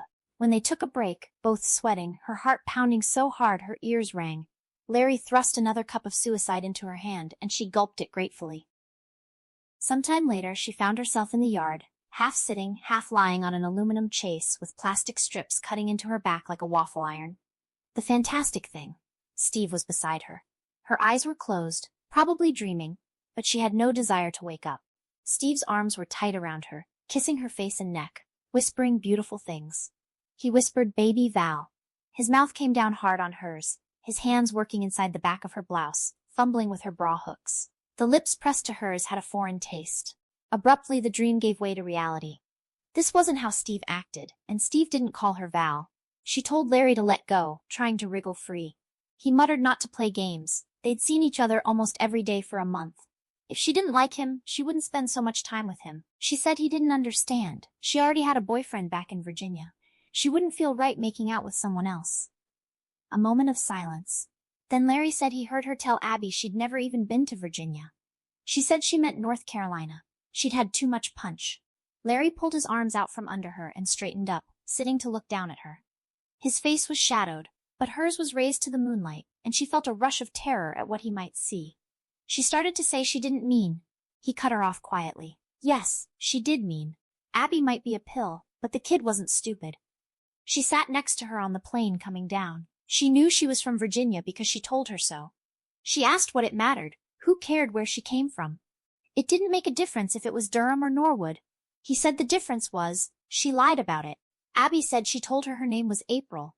Why did she lie to him and Kim and say it was Valerie? She insisted her name was Valerie. The only lie was about coming from Durham. The sour taste of punch surged up her throat. She swallowed hard to keep it down. She didn't feel good. Please, she wanted to go home. He said all right, but not to expect this to be the end. He'd take her home, but he wanted to know what was going on. He didn't like being lied to and made a fool of. To her relief, he didn't interrogate her during the drive. But once he stopped in the driveway, he put his hand on her arm to keep her from getting out. He asked what she was doing in Grove City, why her family moved here. It wasn't as if they had relatives here, and it certainly couldn't have been so. Her dad could buy Zip-Pick. He paused, then asked if her last name was really Weber. He bet it wasn't. She shot back defiantly that of course it was. They moved because of financial problems. Her father's business back home went under. He wanted a fresh start. Larry asked if he meant bankrupt. She said no, not exactly. He said nobody comes to Grove City to seek his fortune. What was he running from? Trouble with the law? Embezzlement? Income tax evasion? A man doesn't change his name without a good reason. She said angrily he'd got everything wrong. Her dad was no criminal. He had no right to cross-examine her, and she didn't have to tell him anything. She jerked away, got out of the car. Headlights paved a bright path to the porch. She made it nearly that far before she threw up. Next morning she was too sick to get up. She let her mother think it was stomach flu, lay in bed with a pillow over her eyes, cursing herself for the stupid things she'd said, and trying to convince herself that since Larry had also been drinking punch, he might not remember the whole conversation. Her hangover gradually lessened through the day, though she couldn't believe she'd ever feel good again. By mid-afternoon she staggered to the shower, shaky and rubber-kneed under pounding water, vowing to spend the rest of her life sober. She forced down soup and toast for dinner, and by 8 was flat on her back again, trying to read, feeling twice as drained as if she'd spent the day productively. She was just getting ready to turn off the lamp when her father rapped on the door and came in with a handful of $50 bills. He said they were hers. Tom came over tonight to bring money, and also to tell them Lofton was killed today. She repeated in shocked bewilderment. Lofton was killed? She thought he was locked up in prison. Her father said he was released on bail when his lawyer filed an appeal. According to Tom, he was mowing his lawn that morning when a car drove by, and someone leaned out and shot him. He died in the ambulance. She didn't understand. Why would anyone kill him? It wasn't as if he'd worked as a government spy. Her father guessed the dealers he serviced were afraid the appeal would go through, and there would be a retrial. Given a second chance to turn state's evidence, Lofton might have been more receptive to plea bargaining. She exclaimed that it was over. Did that mean they could go home now? Her father didn't answer directly. Instead, he said Lofton wasn't the one who hired Vamp. When Jim Peterson was killed, Lofton was still in prison. He supplied a nationwide network of dealers, and they were the ones responsible for hiring a hitman. People like that didn't think twice about disposing of snitches, and they'd surely consider him as great a threat as Lofton. She started to say he wasn't, then remembered something Max had said about knocking over the first domino. Could he really expose these people and testify against them? He said no, he was never given their names, but the dealers had no way of knowing that, so he was high on their hit list. She motioned toward the bills. What was all this for? Why was he giving her money? He said it was reimbursement for her bedroom furniture. Everything sold for a fraction of its worth, but they should be grateful to end up with that much. Max did his best with the house sale, but with real estate values down, they took a loss there too, she exclaimed. Max sold their house out from under them? Where would they live when they went back? He said they'd play it by ear, see how it goes. Right now they needed the money more than the house. There was no way he'd ever make a living from ZipPick, and he didn't know how long the program would continue to pay for them. She said he was making it sound like they'd be stuck here forever. Breathlessly she waited for a denial.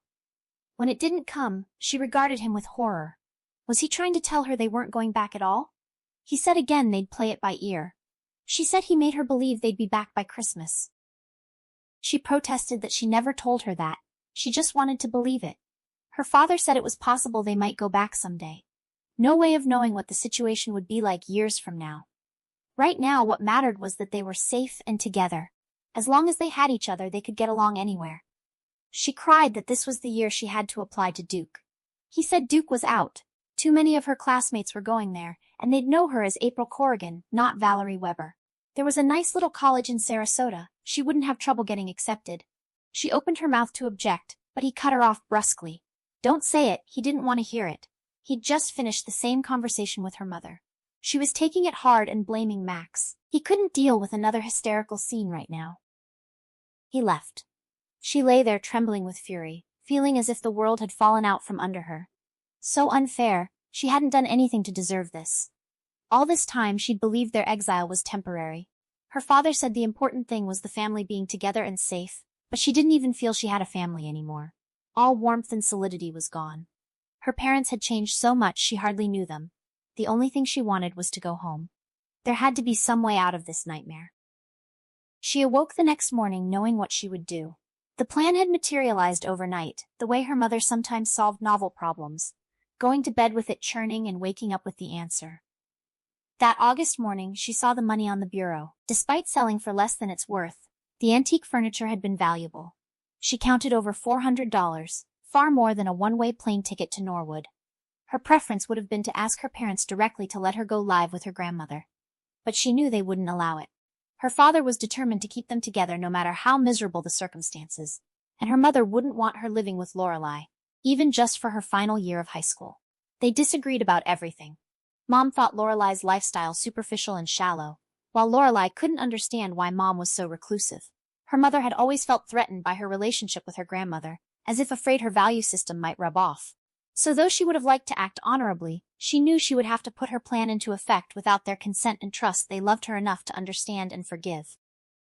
She lay in bed for an hour, working out details as morning sunlight moved leaf shadows across the cracked wall. Getting to Norwood wasn't the problem. The risk was her parents getting wind and intercepting her at Sarasota Airport before the plane took off. Ideally, they wouldn't find out she'd left until she was at Lorelei's condo. She decided the best approach was an alibi for the day she left and the next day as well. She asked her mother if she could spend the weekend at Kim's while Kim's parents visited relatives in Miami. Kim didn't want to go, but her parents weren't willing to leave her home alone. There was a time she couldn't have lied to her mom. She'd never been comfortable lying to anyone. But in the past 3 months she'd become practiced in deception, and the words slipped out sounding easy and natural. As expected, her mother was agreeable, saying it was nice she was finding girlfriends here, the unspoken second half, because they'd be here a very long time. The rest fell into place with equal ease. Since her mother was home all day, she couldn't call the airport from the house, so she walked to town and used a payphone to check flight availability. Fate was working in her favor. She could book a seat at the airport the next afternoon. That night she had difficulty eating dinner. Despite the previous evening's scene, her parents were making an effort to be pleasant and communicative. Somehow that made it harder than if they'd been cold to each other, because the lack of hostility reminded her of happier times. Sitting there listening to their familiar voices make everyday conversation, a core of loneliness twisted deep inside her. She would miss her family terribly. Still, it wouldn't be forever. The time would come when they would return to Virginia, and meanwhile she would know where they were and could write to them, even though they couldn't respond. Though she no longer rose at dawn for tennis, she was up the next morning in time for breakfast with her father, giving him a goodbye hug as he left for work.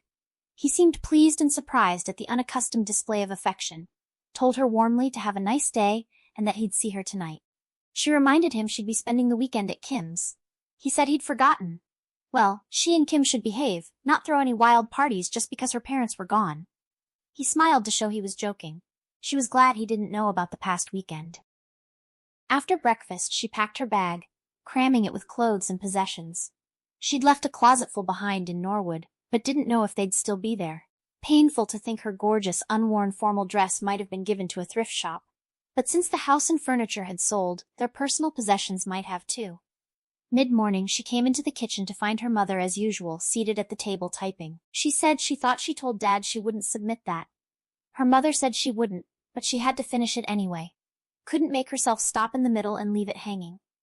Her identity was tied up with writing. She guessed she wasn't very adaptable. She gestured toward her carry-on. She didn't want to carry that all the way to Kim's house. Why not leave it for Dad to bring over later? She said it wasn't heavy, and she had her tennis stuff inside. If it didn't rain, they might want to bat some balls around.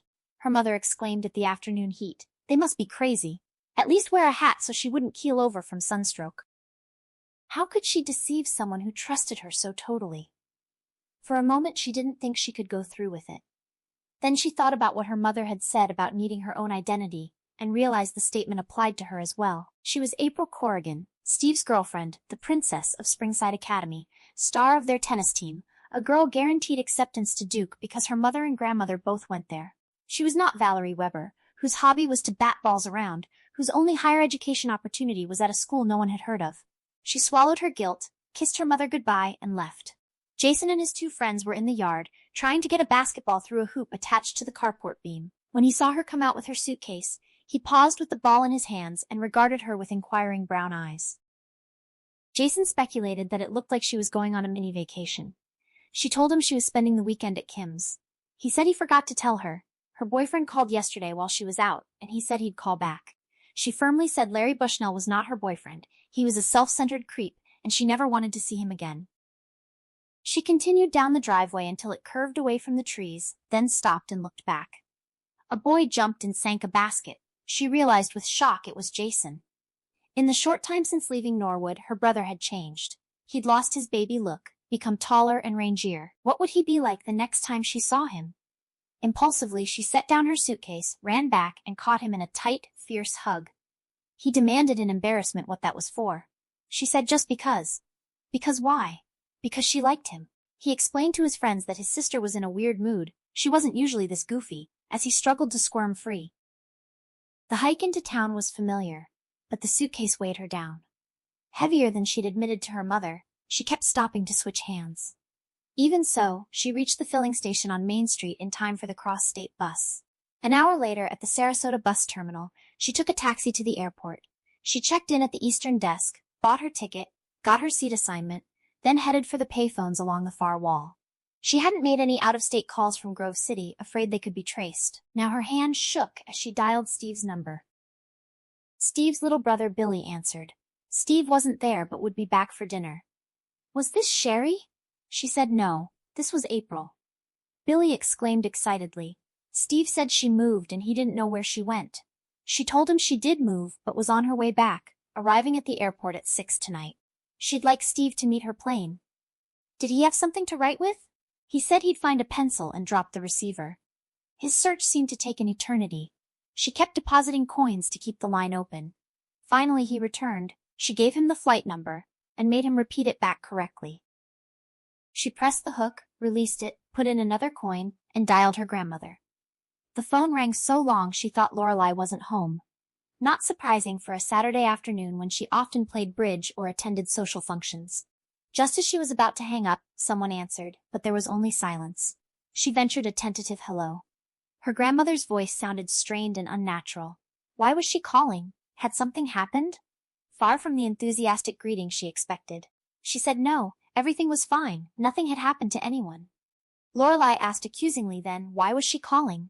Even her mother wasn't allowed to phone her. Whatever she did, don't tell her where she was, there might be a tap on the line. She said she wouldn't tell her anything, and she was calling from a payphone. She was coming home flying in this evening. She wanted to live with her until she finished high school, then go on to Duke like they'd always planned. Lorelei said that was a bad idea. What did her parents say? She couldn't believe her mother would let her come there. She confessed reluctantly it was her idea, not theirs. They hadn't even discovered she'd left yet. There was a boy, Larry Bushnell, she played tennis with, and she'd told her parents she was spending the weekend at his cousin's house. Lorelei told her to turn straight around and go back. She didn't want her coming there, and she didn't want her calling again. It wasn't safe. Terrible things had happened. She probably didn't know Richard Lofton had been murdered.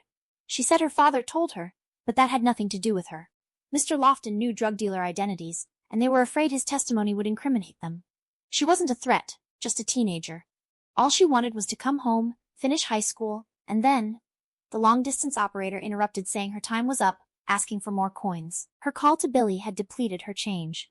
She told her grandmother she was coming home. She couldn't talk her out of it. She hoped she'd let her live with her, but if not, maybe she could stay with a school friend. Without waiting for a response, she hung up. She spent the remaining time before boarding writing a letter to her parents, explaining what she was doing, telling them she loved them and would miss them but couldn't continue living like a criminal in hiding. She bought a stamp at the airport gift shop and dropped the envelope in a lobby mailbox before going to the gate. On this flight she had a silent seatmate, a man in a business suit with a briefcase who spent the whole trip engrossed in paperwork. She sat by the window, watching clouds billow beneath the plane like quilted padding, trying to imagine her parents' reaction to her letter. If timed right, it would arrive Monday morning approximately when she was expected back from Kim's. Her mother would receive it and call her father. She pictured them running the gamut of emotions from shock to anger to disappointment, and finally, she hoped, to understanding and acceptance. The flight attendant brought snack packs. She took one and ate some chips, though her throat felt so constricted it was difficult to swallow. The closer they got to Norwood, the more keyed up she became. Lorelei's reaction had been an unpleasant shock. Her condo was plenty large enough for two, and she'd always encouraged her to visit. Why had she sounded so inhospitable? Didn't she want her granddaughter back in her life? And Steve, did he still consider her his girlfriend? What if she got off the plane and he wasn't there? The flight attendant collected trash. She handed back her half-full chip bag. By the time they began descent into Norwood Airport, she had worked herself into such apprehension that she could hardly manipulate her seatbelt clasp. The plane touched down and taxied to the gate. She pulled her bag from under the seat, got in line with the other passengers, and moved down the aisle into the terminal. A handsome, dark-haired boy in a white button-down shirt with red pinstripes stood at the side of the ramp. He called her name. He was over here. She cried out his name, let her suitcase fall to the floor, and rushed to throw herself into his outstretched arms. She exclaimed that he came, burying her face against his neck and inhaling the familiar scent of warm skin and pine aftershave. He hugged her back. Of course he came. When Billy told him she'd called, he could hardly believe it. He'd just about given up hope of ever seeing her again. When she came down that ramp, he had to look twice to recognize her. He'd never pictured Rapunzel with her beautiful hair cut off. He pushed her gently away to look at her, then asked her to solve the mystery. Where had she been? She told him not to ask. She wasn't allowed to talk about it. They left because of her father's testimony at the Lofton trial. A man was killed, and they had to go into hiding. It was awful, and she was very glad to be home. He glanced past her as if expecting to see her family on the ramp. She said she was here alone. She was going to live with her grandmother. At least she hoped Lorelei would let her. She wasn't very receptive when she told her she was coming, but she didn't think she'd slam the door. He agreed she'd never do that. She was probably too surprised to know what to say. Jody tried to call her after seeing her at Disney World but never got in touch. He picked up her suitcase, put his other arm around her, and walked her through the terminal. Everyone had been worried about her. The way she left was so crazy. When she wasn't at the tennis courts that afternoon, he thought they'd gotten their wires crossed, but that night when he went to her house and found it locked up with the car still in the driveway, he freaked out. That's when he realized something serious had happened. She said it was all so fast, they weren't allowed to make phone calls. At first they thought they'd only be gone a few days. The days turned into weeks, the weeks into months. She felt like she'd been sucked into a time warp. He said he was sure, wherever she'd gone, she'd be back for the prom. Then when she wasn't, he thought she'd resurface for graduation. When he stepped onto that stage to get his diploma, he kept telling himself she'd come in late and was sitting in the back. She reminded him she wrote that she couldn't be there. He said he hadn't had a word from her since she left. His words sent her mind sliding toward a dark pool of secret knowledge. She yanked it back.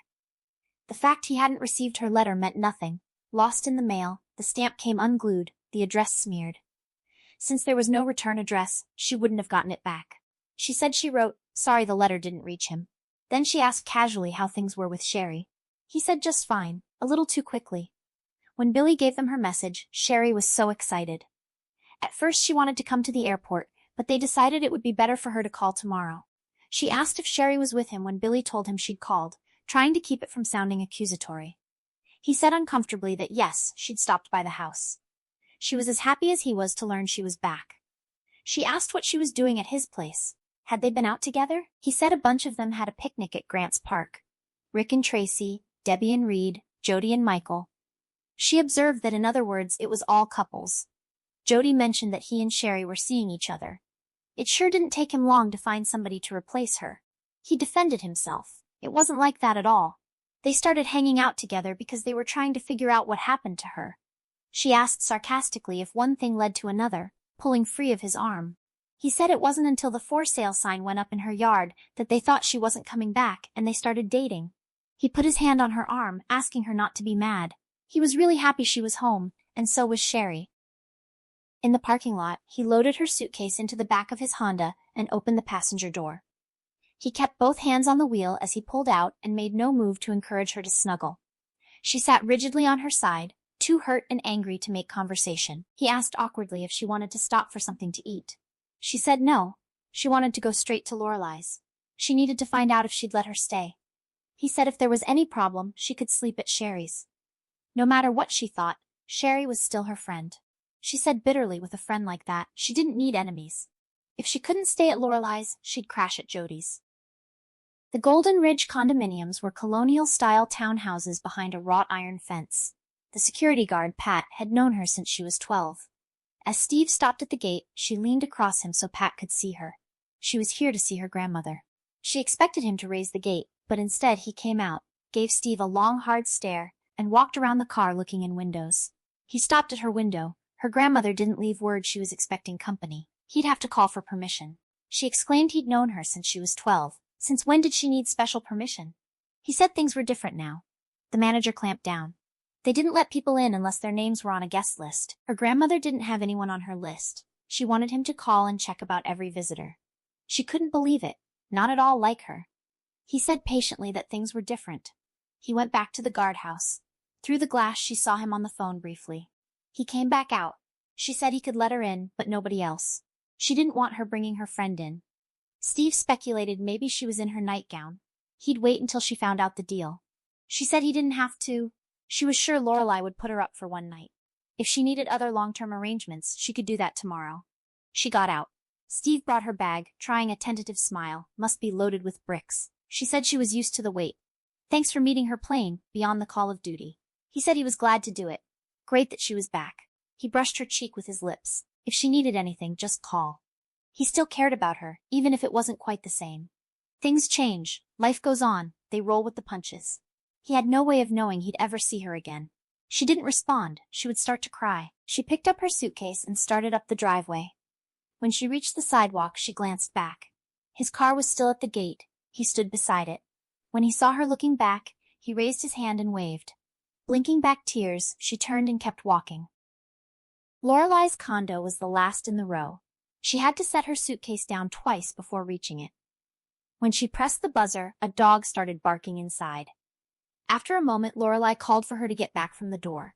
She stepped back so she could peer through the peephole, something she didn't recall her ever doing before. The lock clicked, the door swung inward, and she almost didn't recognize the woman. Her grandmother said so she came after all. That's what she expected. She was such a stubborn child, no way to reason with her. she whispered in horror. What happened? Her grandmother told her not to stand there gaping. Come in. The moment she was inside, Lorelei shut and locked the door while Porky raced around barking joyfully.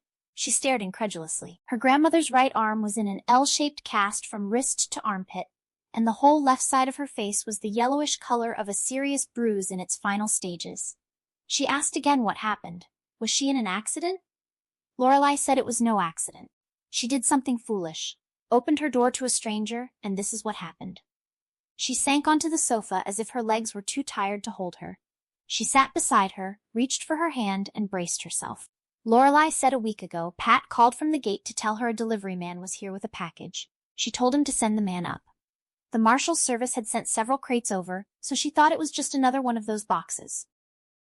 She described how the man who arrived was very polite and gentlemanly.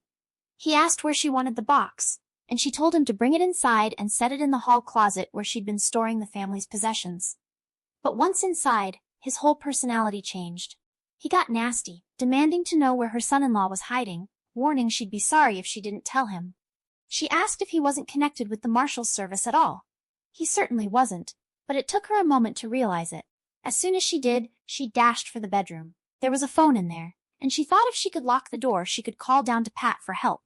A good idea, and it might have worked, but she'd just come back from a luncheon wearing heels. One caught on the carpet edge, and before she could regain her balance the man was on top of her. He threw her down. Her head crashed into the doorframe. Then he grabbed her wrist and bent her arm up behind her. She breathed that it was awful. Did she scream for help? Of course she screamed, but it didn't do any good. One reason she bought this condo was because they were so well insulated against noise. If she couldn't hear her neighbors, they couldn't hear her, so shrieking was useless. If the windows had been open, it might have been different, but the air conditioner was on. The man kept twisting her arm, demanding to know where her father was. Lucky she didn't know, or she might have told him. Finally, she felt the bones snap. Odd how you don't think of bones making noise when they break, but hers made a sound like a twig from a dried-out Christmas tree. The pain was so bad she must have fainted, because the next thing she knew it was dark and she was lying in the hallway outside the bedroom. She managed to get up and turn on the lights, very relieved to discover she was alone. She asked what she did after that. Call the police, the FBI, and an ambulance, in that order. At the hospital, they set her arm and gave her a sedative. They kept her overnight to make sure she didn't have a concussion. The next day, a friend drove her home. On the way, she had her stop at the kennel for Porky. She had no illusion the yapping beast was real protection, but at least he could bark and warn her if someone tried to break in. She couldn't believe they weren't even told. Shouldn't Max have gotten a message to them? He never even returned her call. His secretary told her the FBI took no responsibility for people in witness security. She should talk to the U.S. Marshal's Service. Did she see why she couldn't move back here? The man who attacked her must have finally realized she didn't have the information he wanted, but there was no way he'd ever believe that of her. She had finally reached a point where she could accept that statement. She had to go back, no choice. Her grandmother asked if anyone other than Steve knew she was here. His brother Billy, their parents maybe, and Sherry. Then they'd have to leave tonight. She couldn't believe she'd heard correctly. Did she say we? Lorelei said she'd been thinking about it ever since her call. She decided that if she came, she was going back with her. Not an easy decision. Her roots were here, her friends, activities, memories of life with her grandfather.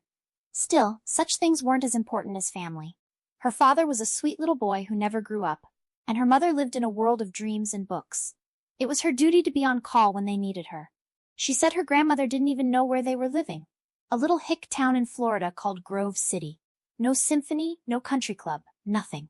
As far as she knew, they didn't even have a restaurant except McDonald's and the Cabbage Palm Grill. Lorelei said then she wouldn't bother taking her cocktail dresses. She couldn't pack one-handed, so she'd have to help. They needed to load the car and leave immediately. The farther they got from Norwood tonight, the better. She felt compelled to ask one final question, though she already knew the answer. Did the man who broke her arm have very dark eyes? Her grandmother said that was an understatement. They were pools of ink. They were ready in less than an hour. Lorelei directed while she packed, first laying her matching luggage open on the bed, then touring the house collecting items as she selected them, carrying them back to load. She was surprised at some choices. Her grandmother stuck to her word about leaving cocktail dresses, but she did take an ermine stole, the contents of her jewelry box, a raw silk suit, and 8 pairs of high-heeled shoes. The rest were sentimental: a porcelain-faced doll from her childhood, a family Bible, and a large assortment of photographs. One was a small framed snapshot of Lorelei and Grandpa Clyde on their honeymoon, smiling at each other on a French hotel balcony. They looked like stars in an old black-and-white movie. Another photo was of her grandfather in his later years, sparse hair and face creased with smile lines. It brought back a jolting memory of Jim Peterson. She shoved that vision out of her consciousness. Her grandmother said that should do it. She could manage fine without the other things. She protested about all her beautiful clothes. At least let's try to pack the most expensive outfits. Lorelei said matter-of-factly there wasn't enough room. They were driving her car, not the SUV. They needed to take the boxes she'd stored for her parents, and as much as she shuddered to think of it, they also had to allow space for Porky. Lorelei's Porsche was parked in front of the condo. She loaded the trunk with boxes from the hall closet and carried the suitcases to the back seat. Porky glued himself to her heels in quivering terror of being left behind again. On her third trip, he slid in ahead of the luggage and wedged his stout body into the small slot between her overnight bag and one of the suitcases. Heaving a sigh of relief, he made himself a nest there, so delighted to be coming that he didn't seem to care how uncomfortable he was. After finishing, she waited in the hallway while Lorelei made one last trip through the condo, checking windows and turning out lights. When she came back, she was carrying her tennis racket. Jody brought it over after school let out. She said this was the racket she liked to use for tournaments. She couldn't play tournament tennis now. Her father was afraid she might get her picture in the paper. Her grandmother said she hadn't thought about that, but it made sense. It wouldn't take up much space, so let's take it anyway. If nothing else, they could use it for keeping that dog in line. To her amazement, her grandmother didn't look back. When they reached the car, she automatically started for the passenger side, but Lorelei surprised her by motioning her into the driver's seat. She handed over the driving, casting herself as navigator. Her injury made one-handed control unfamiliar, and an accident was the last thing they needed. 3 months earlier, in what felt like another life, being allowed behind the wheel of Lorelei's Porsche would have thrilled her. Now, nothing. She'd come home expecting her grandmother to take charge, bossy and capable like childhood. Instead, those keys signaled a role reversal she wasn't ready for. At the gate, the guard did a double take at the overstuffed car. Lorelei explained away the night departure as a doctor-ordered vacation. New England in summer, her granddaughter flying in to drive. The guard promised heightened security, still carrying guilt over the intruder he'd let through. Lorelei dismissed his blame. The credentials would have looked legitimate. He lifted the gate. In the rear view, he stood there puzzled. She commented that he probably thought they were crazy to leave at night. Lorelei didn't care, hoped he'd remember New England if asked. She checked her watch. 8:30, good time, maybe make the state border. Maps in the glove box, but no credit cards on this trip. They'd need an ATM first. While Lorelei withdrew cash, a feeling crawled up on her, someone watching. No reason for it. Still, that cold pressure between her shoulder blades, like a harsh beam focusing there. She turned, scanned through the rear window. No hollow-eyed vampire, just an empty, well-lit parking lot. Paranoia, she told herself. No time for word to get out she was back. Lorelei had already been questioned and dismissed. Still, relief washed through her when her grandmother returned and they merged into Friday night traffic. Lorelei's hope of reaching North Carolina that night died 3 hours in. Stress caught up. She couldn't keep going. In Petersburg, Virginia, a motel with a lit vacancy sign. She waited with the dog while Lorelei registered. The sleepy clerk blinked at cash. He handed over 2 keys. She gave one back and asked something requiring a single word. Then she reported back. Room 129, coffee shop at 7. She drove the Porsche to the rear, unloaded bags, freed from the back seat. The dog bolted for some bushes, then came back barking wildly at a black Camaro parked several units down. Lorelei shut that down. Pets weren't allowed. Put the dog back in the car, move it away from the rooms. She did, apologizing to the dejected animal, then rejoined her grandmother. Exhaustion took over. No TV. Lorelei put off bathing, too hard with the cast until morning. She was too grimy to skip a shower, stayed under the hot water forever. When she came back to the bedroom, Lorelei lay fully dressed on one bed, already asleep. She stood over her, shocked at the aging. The cast's bulk accentuated fragility. The slack, makeup-free face showed lines and shadows usually concealed, most startling, honey-blonde roots coming in stony gray.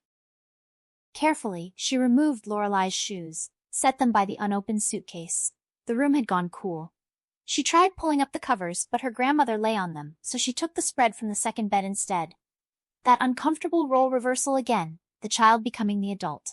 She clicked off the light, got into her own bed, expecting to sleep like the dead. She didn't. The moment darkness fell, she came abruptly awake, shot through with that same odd chill from the bank parking lot. Late enough that neighboring rooms were silent. But someone felt awake and aware, reaching through the dark to touch her. She slid out of bed, groped to the door, and placed her palm in its center. Instinct told her. Someone on the far side was doing the same. Inches away, separated only by wood, someone stood on the sill, deciding what to do next. The double-thick drapes kept him from knowing their lights were off, but enough time had passed to assume they slept. Then she noticed the noise. Lorelai's sharp, rasping snore. The thud of her own heartbeat crashing like a drum, surely audible for miles. Worst of all, metal scraping into the keyhole. Her mind flashed back to Lorelai, refusing the second key at the desk. The clerk knew there were two. If someone later claimed to be her companion, he wouldn't have thought twice. That fraction of a second, her hand hit the deadbolt. It slid home like a gunshot. Without pausing, she leapt to the window, jerked aside the curtains. The security light lit the pavement outside, but beyond that lay pools of darkness. Empty sidewalk, from what she could see. Lorelai still snored, undisturbed. Had anything happened? Was a figure crouched out there, or had she imagined it? Staring into one shadow pocket, she could almost believe she saw a shift in the blackness, someone changing position. She let the curtain fall. In the heavier dark, the phone's lighted dial glowed. She crossed to it, dialed the office. A dozen rings, no answer. The vacancy sign must be off. The weary clerk had retired. Too charged with adrenaline to sleep now. She got back into bed, rigidly alert, ears tuned for any rustle at the door. Hours passed. Dawn crept closer. Her mind churned with vampire faces at the window, blood-stained talons picking at locks. Not until people stirred in neighboring units did she finally relax enough to doze. She awoke to water running in the bathroom. The other bed was empty. She dragged on clothes, opened the door to a blue and gold morning, much later than it should be. Except for the black Camaro the dog had barked at, the lot was empty. Two housekeepers in shorts were dashing in and out with towels. She walked to the office. The night clerk was gone. A plump young woman with frizzy hair chirped a greeting. She explained they were in 129, getting ready to leave, could only find one key. Neither could remember how many they'd had. Was there a second they should be looking for? The girl didn't know, she'd just come on duty, but she'd check. She turned to a pegboard on the wall.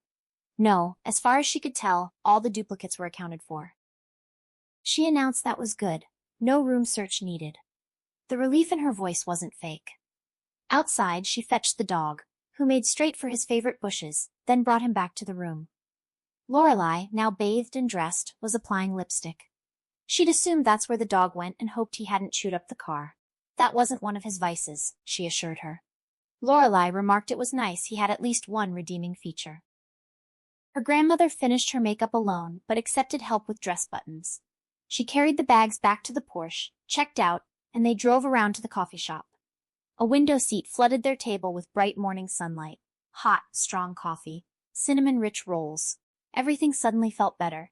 She considered confessing her panic attack from the night before, but daylight made it seem laughable. No key had been missing. Everything at the office was in order. Sure, a duplicate could have been borrowed and returned, but far more likely it was never taken at all. So she sat enjoying breakfast with her grandmother, who was making a heroic effort to leave the past behind. Back in the car, they realized the road map must have been packed in a suitcase. Another stop at a service station. Then a convenience store for dog food, after 9 before they finally got underway. Lunch at noon at a Howard Johnson's. 20 minutes later, back on the road. Mid-afternoon, she glanced in the rearview mirror. A black Camaro behind them.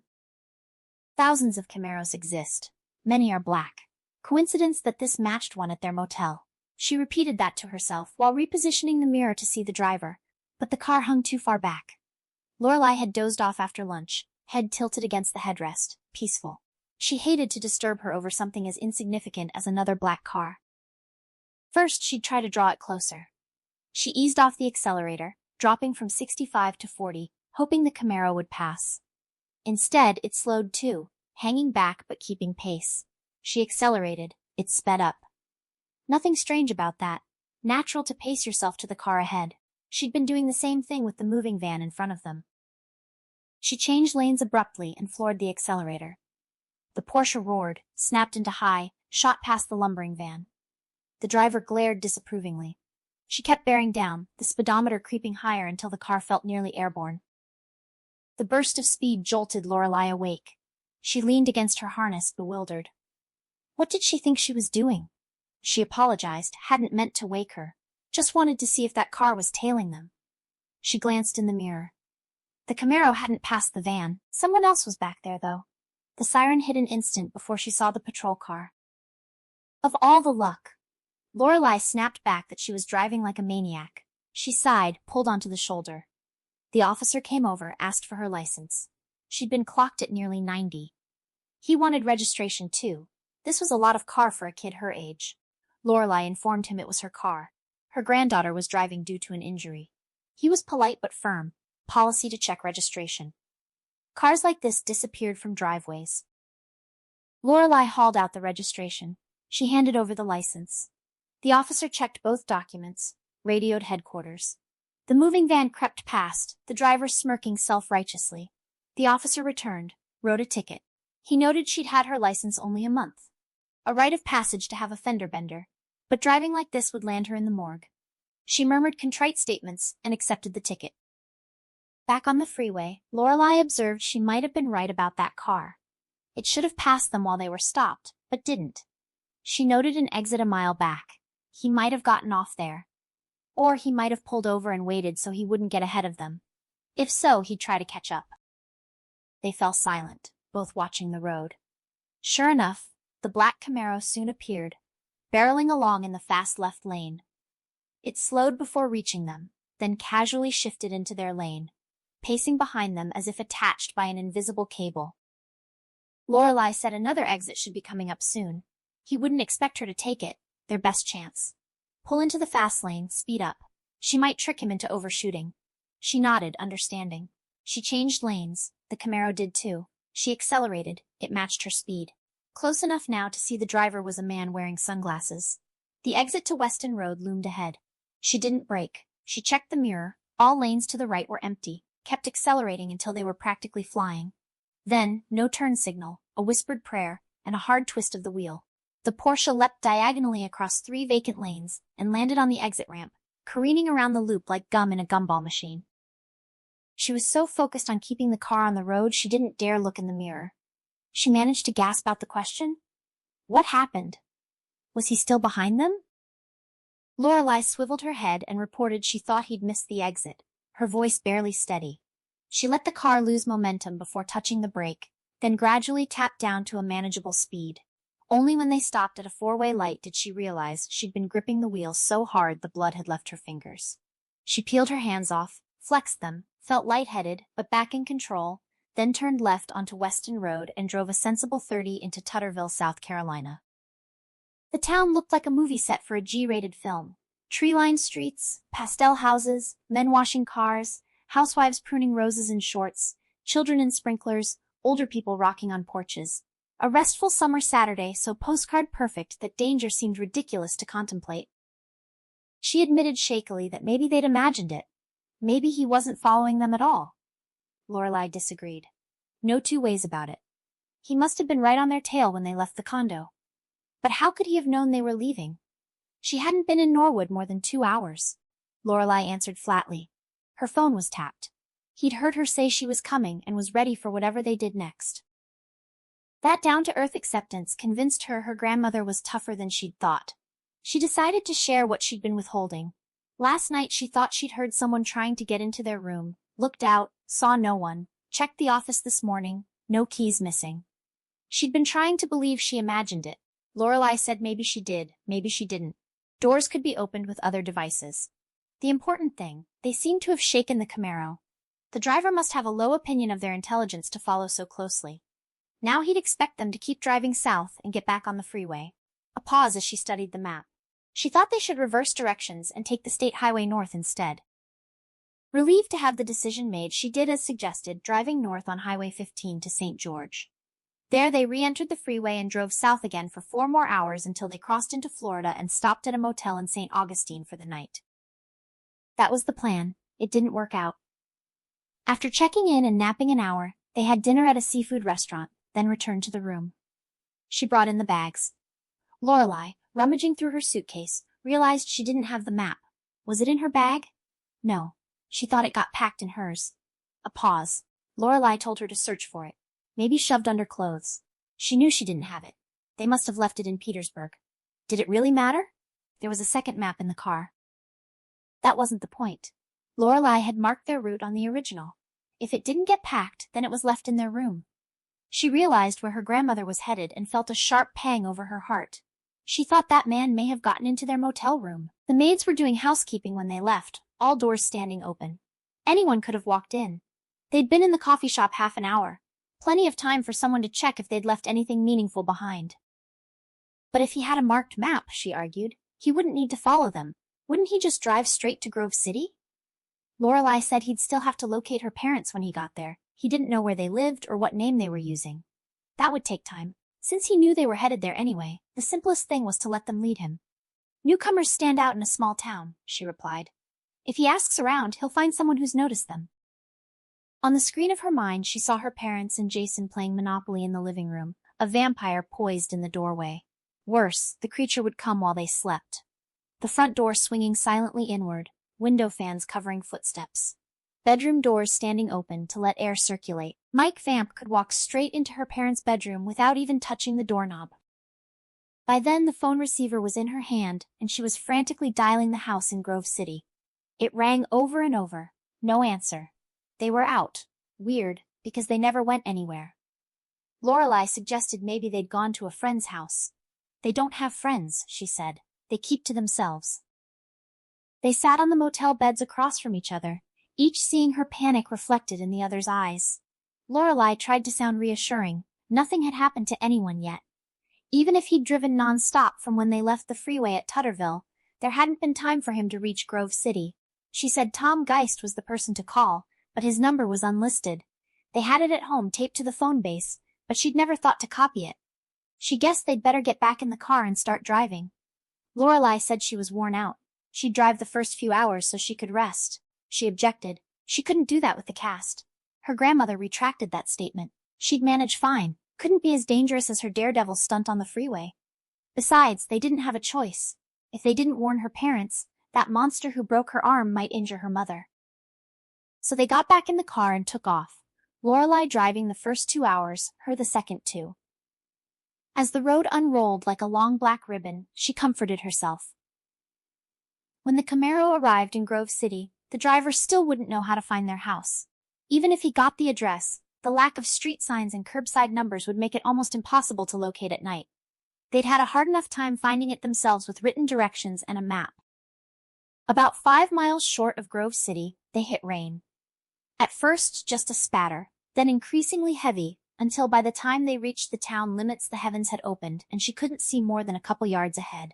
Late enough that no other cars were on the road as she inched the Porsche down the river that once was Orange Avenue, guided by blurred, water-curtained streetlights. She missed the entrance to Lemon Lane completely and had to make a U-turn to search for it. When she finally found the road and turned onto it, Lorelei stared out her window into the immense darkness like a traveler sucked into a black hole. She doubted there were really houses along here. A few, she told her, back behind the trees. Lorelei said the rain was probably a blessing in disguise. Hard to imagine anyone locating anything in this downpour, unless he knew exactly where he was going. Even she had trouble finding their house, and relief washed through her when she finally spotted the mailbox. As she eased the Porsche into the narrow mouth of the driveway, she became aware of a strange, dark shape at the side of it. It took a moment to recognize what it was. When she did, a scream rose into her throat and hung there, caught. She yanked the steering wheel hard, sending the car spinning around in a half-moon curve so it shot off the drive and plowed through a thicket of palmetto shrubs, coming to a stop facing back toward the road. There, in the beam of the headlights, was her parents' Plymouth, nose down in the surging waters sweeping through the drainage ditch. Before the engine stopped, she was out of the Porsche and on her knees at the ditch's edge, straining to see into the water-filled car. Obvious what happened. Whoever drove the Plymouth hadn't centered it where the driveway narrowed to bridge the ditch. The left front wheel slipped off, sending the car plunging diagonally, hood down, rear end elevated. Lorelei materialized beside her, asking whose car it was. Her voice said she'd already guessed. She confirmed it was theirs, but nobody was inside. Lorelei exhaled thanks, but someone had been in it. One or both of her parents, maybe Bram. She knew it was Mom. The knowledge rose up stark and unavoidable. Mom had started drinking in Florida, not just on special occasions but all the time. Unhappy, frustrated about her writing, they'd closed their eyes to it. She scrambled up and ran across the yard to the house. The waterlogged porch steps gave beneath her like rotten sponges as she pounded up them with the dog at her heels. She groped for the doorknob and found the front door already open, as if the last person through had been in too much hurry to close it. Dark inside, her hand shot to the wall switch. With a click, the living room leapt into existence. Cream walls Mom had recently painted, a stark contrast to shabby furnishings and sun-bleached curtains. The Sunday paper tossed on the sofa, a Coke can and half-empty glass of orange juice on the coffee table. The dog paused to shake himself, but she dashed down the hall, snapping on lights, driving darkness out of each room. None were occupied. The neatly made bed in her parents' room hadn't been slept in. Her brother's bed was a mess. Normal, since he almost never made it. In the kitchen, Mom's typewriter sat on the table with manuscript pages scattered like dry leaves in autumn. Her eyes flew to the refrigerator door, where they always left notes, but no message. On the counter beside the phone, however, a scrap of paper in Mom's handwriting. Kim Stanfield's phone number. Immediately she understood. Somehow Mom had learned she wasn't at Kim's. Since Kim wasn't in town, the only person who could have given her away was Larry. Jason had said he'd tried reaching her Thursday, his ego dented when she didn't return the call.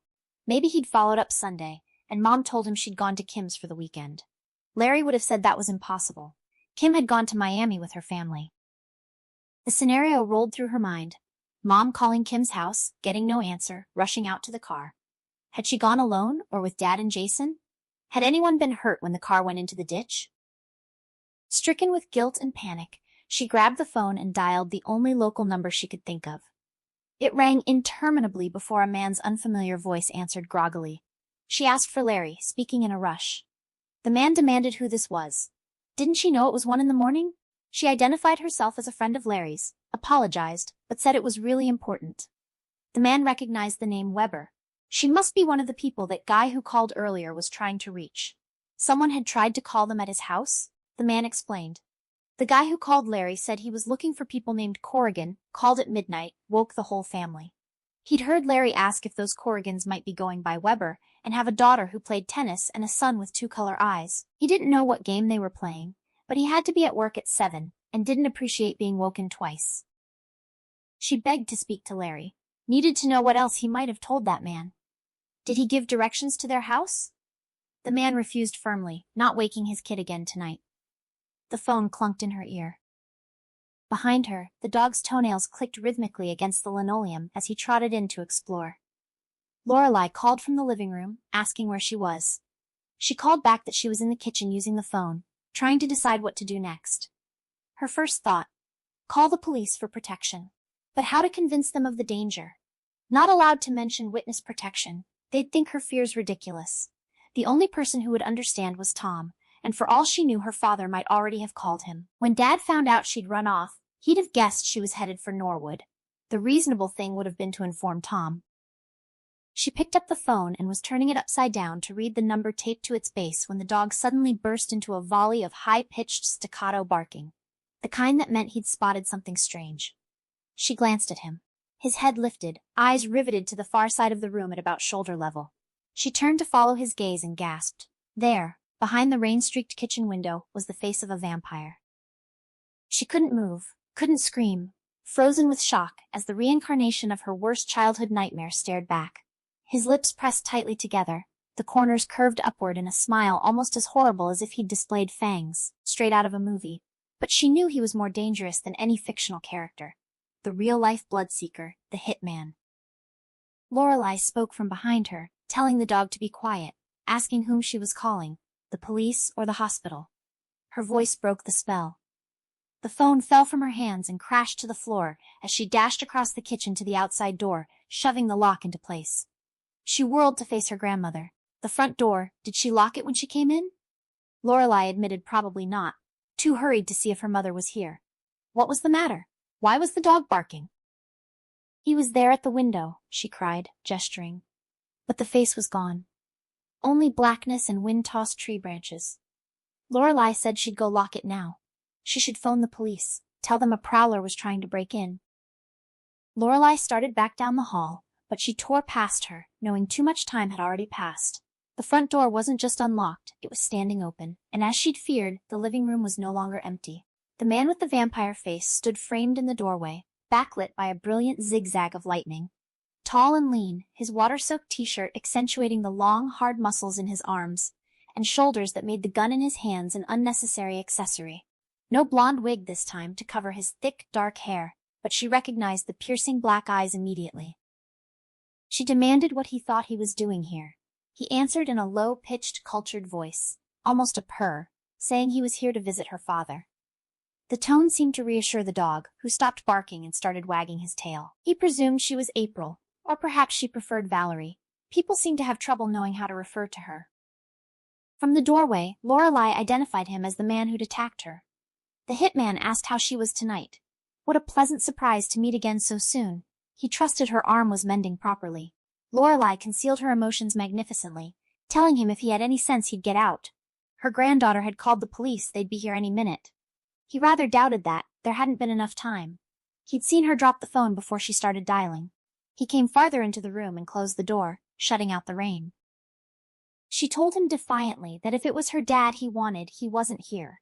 They couldn't tell him where he was because they'd just arrived. He was aware of that. His car was parked at the side of the house, and he'd sat and watched as she pulled into the driveway. At first he thought it might be her parents returning. But then, from the lights, he realized it had to be the Porsche. He admitted he was surprised to see them. He hadn't expected the ladies to drive straight through. Lorelei asked how he'd found the house. They'd hardly found it themselves in the rain and darkness. He'd had directions, Vamp told her. During her phone conversation with her granddaughter, she'd mentioned a friend named Larry Bushnell. Only one Bushnell listing in the phone book. Larry hadn't seemed very happy with her. When he told Larry he was a federal agent tracking an embezzler, Larry was more than willing to do his patriotic duty. No problem finding the house. The question burst out of her on its own. How did he find them in Richmond? She braced herself. He answered matter-of-factly. Her letter, of course, in her boyfriend's mailbox. The first piece of mail he'd received in a week. So good chance it was from her. The postmark gave the city, and she'd said she was on the 14th floor. Narrowed down which hotels to check before he found a family that got all their meals through room service. Lorelei asked what he planned to do with them. There couldn't be any reason to harm her granddaughter. Vamp told her she'd served her purpose. She'd brought him here. Her only use now was as a hostage. Family men like Corrigan turned into pussycats when they heard their beloved children pleading and crying. She insisted again that Dad was gone, they didn't know where. He was fine with waiting. For all they knew, he might not come back here. He thought he would, giving her that tight-lipped smile. This was his nest, and he was bound to return eventually. She cried out that this was insane.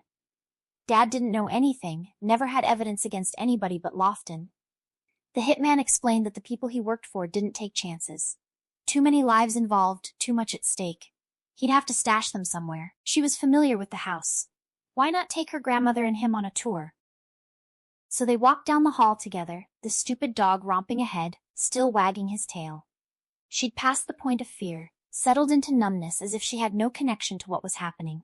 Visions of people she loved leapt into her mind like each had come to bid her goodbye. Dad's gentle smile, Mom lost at the typewriter, her brother's small face radiant after riding in a teacup. Steve, Jody, Sherry. Even Jim Peterson with his craggy face and arms piled with packages. She silently apologized to Jim. She was the one who'd done it, called in the vampire. Stupid and selfish, caused a tragedy, and now she'd done the same thing again. She heard Jim's voice clear and kind. She was a kid from the reality TV generation, couldn't believe real-life stories didn't always have happy endings. Dumb, but dumb wasn't the same as stupid. She had a brain, get on the ball and use it. Their tour ended abruptly at the end of the hallway. She said dully that she didn't care which room he locked them in. Bathroom, kitchen, bedroom, didn't matter. Whatever he did, please not a closet. She couldn't stand being shut in a place without windows. He was afraid she wouldn't have much of a choice. He'd have to barricade the door, and only closets had doors that opened outward. They ended up in the walk-in closet in her parents' room, jabbed by hangers, nearly smothered by clothing. As they heard the dresser being shoved against the door, Lorelei said bitterly that he'd taken such joy in this. She should never have told him she had claustrophobia, a man who got pleasure from making people suffer. She admitted she knew, but things weren't as bad as they might be. Brer Fox didn't know it yet, but he'd thrown them in the briar patch. She reached up, groping for the string that triggered the closet light. Took a while to find it. She was beginning to panic that it had broken or come loose when it suddenly brushed her hand like a cobweb's edge. She grabbed and pulled. The bulb went on. Her grandmother's face appeared inches from her own, taut with fear and exhaustion, but still managing to ask calmly what she was talking about. Why had she wanted that man to shut them in a closet? She pointed at the ceiling above them, where a rectangular piece of plywood was set into the plaster. The closets in this house had escape hatches. A trapdoor to the attic. Lorelei murmured thoughtfully. But what good would it do for her to climb up there? Wouldn't that be exchanging one prison for another? She explained there was a door in the closet in her brother's room too. He and his friends climbed up and used the attic for a hideout. If she could get across and climb down into his room, she might escape the house and get help. Lorelei doubted she could get up there, nothing to use for a stepladder, and with her arm like this, she couldn't even give a boost. She said that wouldn't be a problem. Getting up would be easy. The part she worried about was getting back down. She surveyed the closet's contents. Nothing but clothing, but the clothes bar was firmly attached to supports behind the walls and seemed sturdy enough. She took down a pair of Dad's trousers, slung them across the bar so they straddled it with legs hanging on either side, knotted the cuffs together to form a loop, and inserted her foot like mounting a horse. Catching hold of the shelf's edge, she straightened until she stood upright in the stirrup with her shoulders braced against the trapdoor. She shoved against the partition. It lifted easily. Within minutes, she'd hauled herself up into the attic. Heat and dampness poured over her like a tidal wave, along with pungent odors of bananas and peanut butter. The open trapdoor allowed enough light to filter up so she could see several feet, but beyond that lay absolute blackness. Lorelei called up softly, asking if everything was all right. She reported there wasn't as much room as she'd hoped. She'd thought it would be a full attic you could stand up in, but at this end it wasn't much more than a crawl space. She couldn't understand why the boys liked to play up here. She stared into the darkness, trying to get oriented. She knew the general direction of her brother's room, but without landmarks, distance was hard to gauge. Worse, the floor wasn't boarded over. Narrow beams connected by plywood so flimsy she was afraid to put her weight on them. Hard to imagine how her brother and his friends played up here without crashing through the ceiling. She drew a deep breath and began inching along on hands and knees, praying she wouldn't fall. Her chief concern, silence.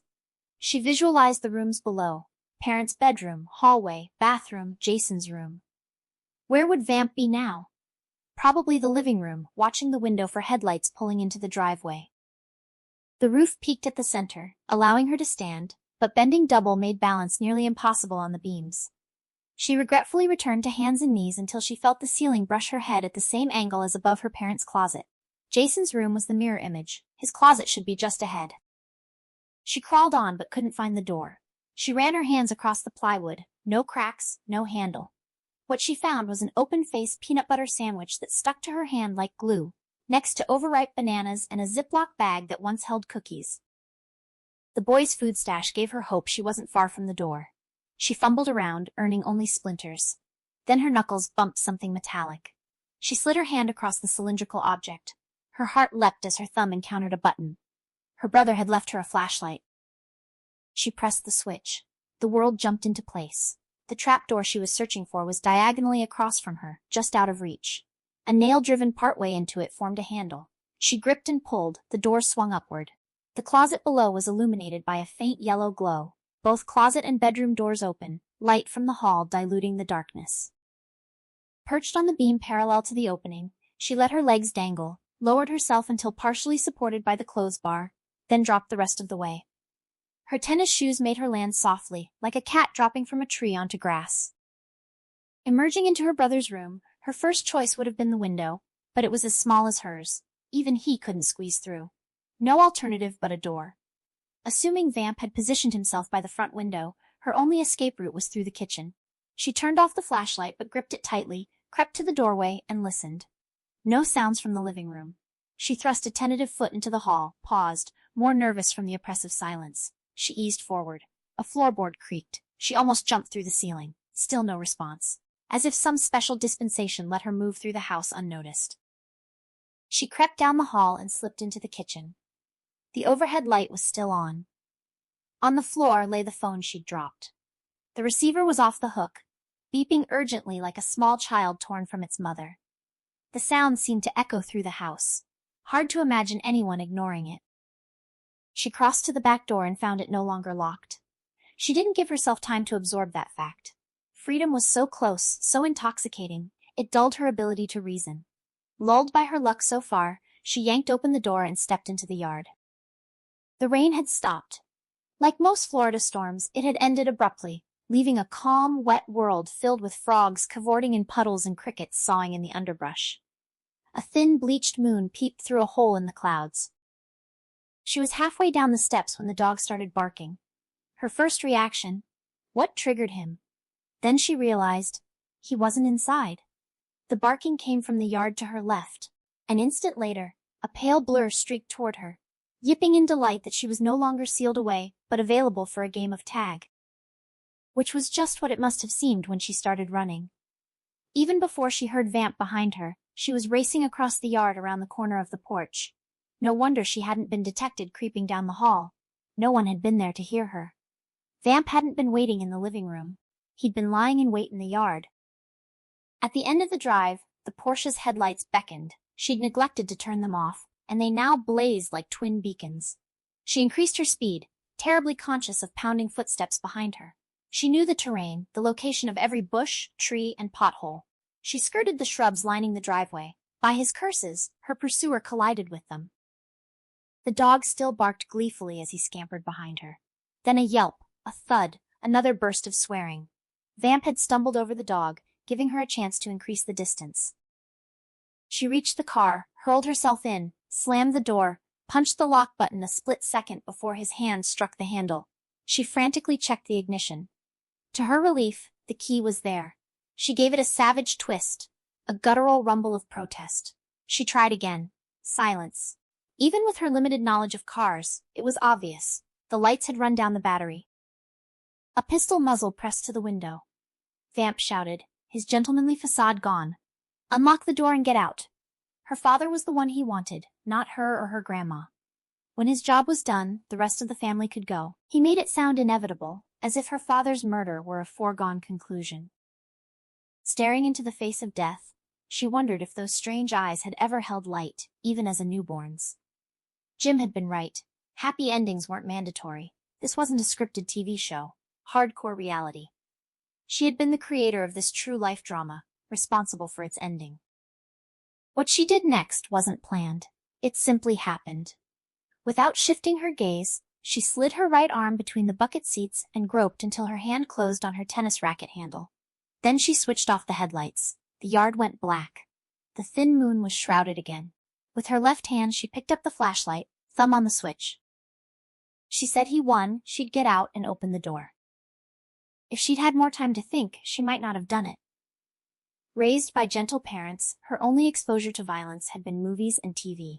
To keep from panicking, she blocked out the present and pictured herself on a tennis court with cocky Larry across from her, imagining him taunting that she was pretty good for a girl, and she willed herself to respond with exaggerated anger. Sliding out of the car, she turned on the flashlight and directed the beam into the hitman's startled eyes. The sudden blinding glare caught him unaware. She didn't pause to see his reaction. Gripping the racket handle, legs wide for balance, she swung her serving arm up and over her head. She told herself the pale oval was a tennis ball, the serve that would decide the match. It seemed like slow motion, but it all happened in seconds. Arms stretched high, she turned the racket on edge and brought it slicing down with all her strength directly into his face.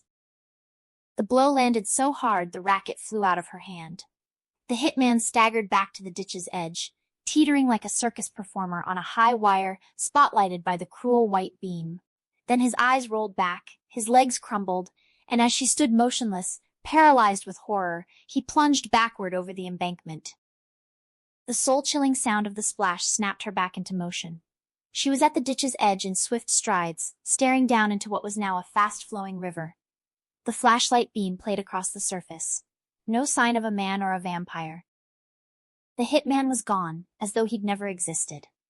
And perhaps he hadn't, she thought. Just a figment of a fever dream. Maybe she'd wake in the morning and smile at the silly nightmare. But even as she tried to believe that, she was sliding down the embankment into the ditch, preparing for the most gruesome search of her life. She walked that stretch of ditch at least 36 times, feeling around with her feet for what she didn't want to find. When she finally conceded it was hopeless, she didn't have enough strength to climb back out. She didn't know how long she stood there in water up to her rib cage, fighting the current and waiting for morning. Hours, maybe minutes. That was where her family found her when Tom Geist drove the three of them home from the hospital. Her father climbed into the ditch, carried her back up to the house. Tom stayed to continue the search for the body, which he found wedged between the Plymouth's front wheels and the culvert. Then, as the sky grew light and birdsong filled the trees, they gathered in the living room to compose the final chapter. Lorelei remarked wryly that it was ironic. They finally had something in common, and it had to be this. Mom said their situations weren't comparable. Lorelei hadn't brought her injury on herself. When Larry told her Valerie wasn't at Kim's, she'd been so upset she rushed right over, even knowing she shouldn't drive. They sat side by side in dilapidated armchairs, weighed down by identical casts on their right arms. She was scrunched on the sofa with a blanket around her, feet in her father's lap, shivering uncontrollably despite the heat. Jason lay sprawled on the floor with his head on the dog's haunches. Tom stood by the door, regarding them all as if he'd seen enough to last forever. Tom said their life here was over. Security was impossible now. Vamp might be dead, but the people who hired him weren't. Professional killers were a dime a dozen. If one fell down on the job, they sent another. Mom asked if that meant they could never go back. They'd have to stay in hiding forever? Her father offered another possibility. No one could know for sure what happened. Vamp could have murdered him before dying. If so, no further reason to search. All they'd need was a death certificate with his name, and the rest could go home and resume their lives. Mom exclaimed they couldn't go home without him. This was no time for joking. He insisted it was one solution. She'd been right. They'd have to keep hiding forever. As long as they thought he was alive, he'd be a threat. Mom said they'd start a new life somewhere else. Tom told her relocation was almost always a one-shot deal. He might pull strings for new documentation, but they couldn't expect government subsidy. Jason said Uncle Max could help. He and Dad were buddies. Lorelei told him not to hold his breath. Now that Max had no more need of her father, she doubted they could count on him for anything.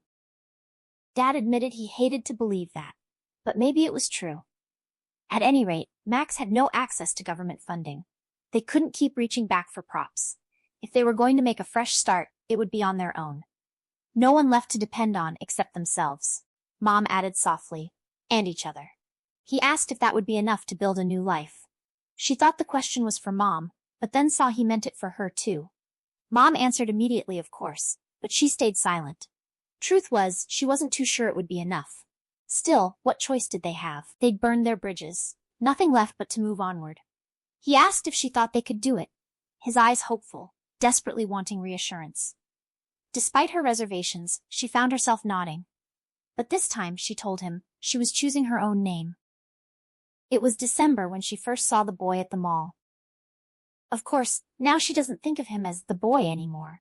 He has a name and a place in her life. At the time, though, that's all he was. A teenage boy standing alone at a department store window while holiday shoppers shoved past. December is a month rife with nostalgia. If there's anything deep in your heart you want to keep buried, December will bring it to the surface. That's probably why she saw him. Maybe her way of putting the past December behind her, or maybe a longing to live it over again. She'd gone to the mall to take her brother Christmas shopping. Mom worked as a secretary for an insurance company and didn't have time anymore. Nor did her grandmother, who worked at the Empress Boutique. Her father hadn't found a permanent job, but during Christmas he was working temporarily at a sporting goods store. Strange, he said, to have come full circle, selling skis like when he first met Mom. She had a job now, her first ever. Got it to earn spending money for Christmas and decided to keep it until graduation. Weekends at a Jamba Juice. Sort of fun, except for the awful uniform, but at least her hair wasn't long enough to need a hairnet. It had grown out some, still didn't reach her collar. It would take a long time to get it like it used to be.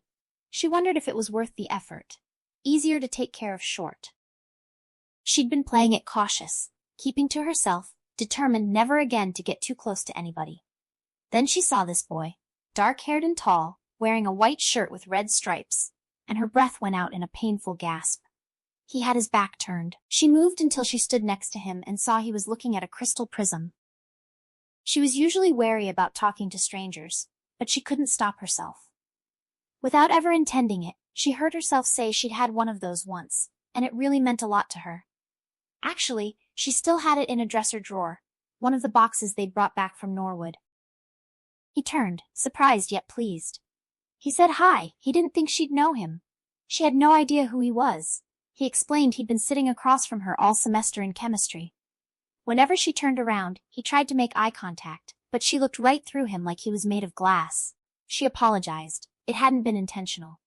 He smiled, a dimple appearing at one corner of his mouth.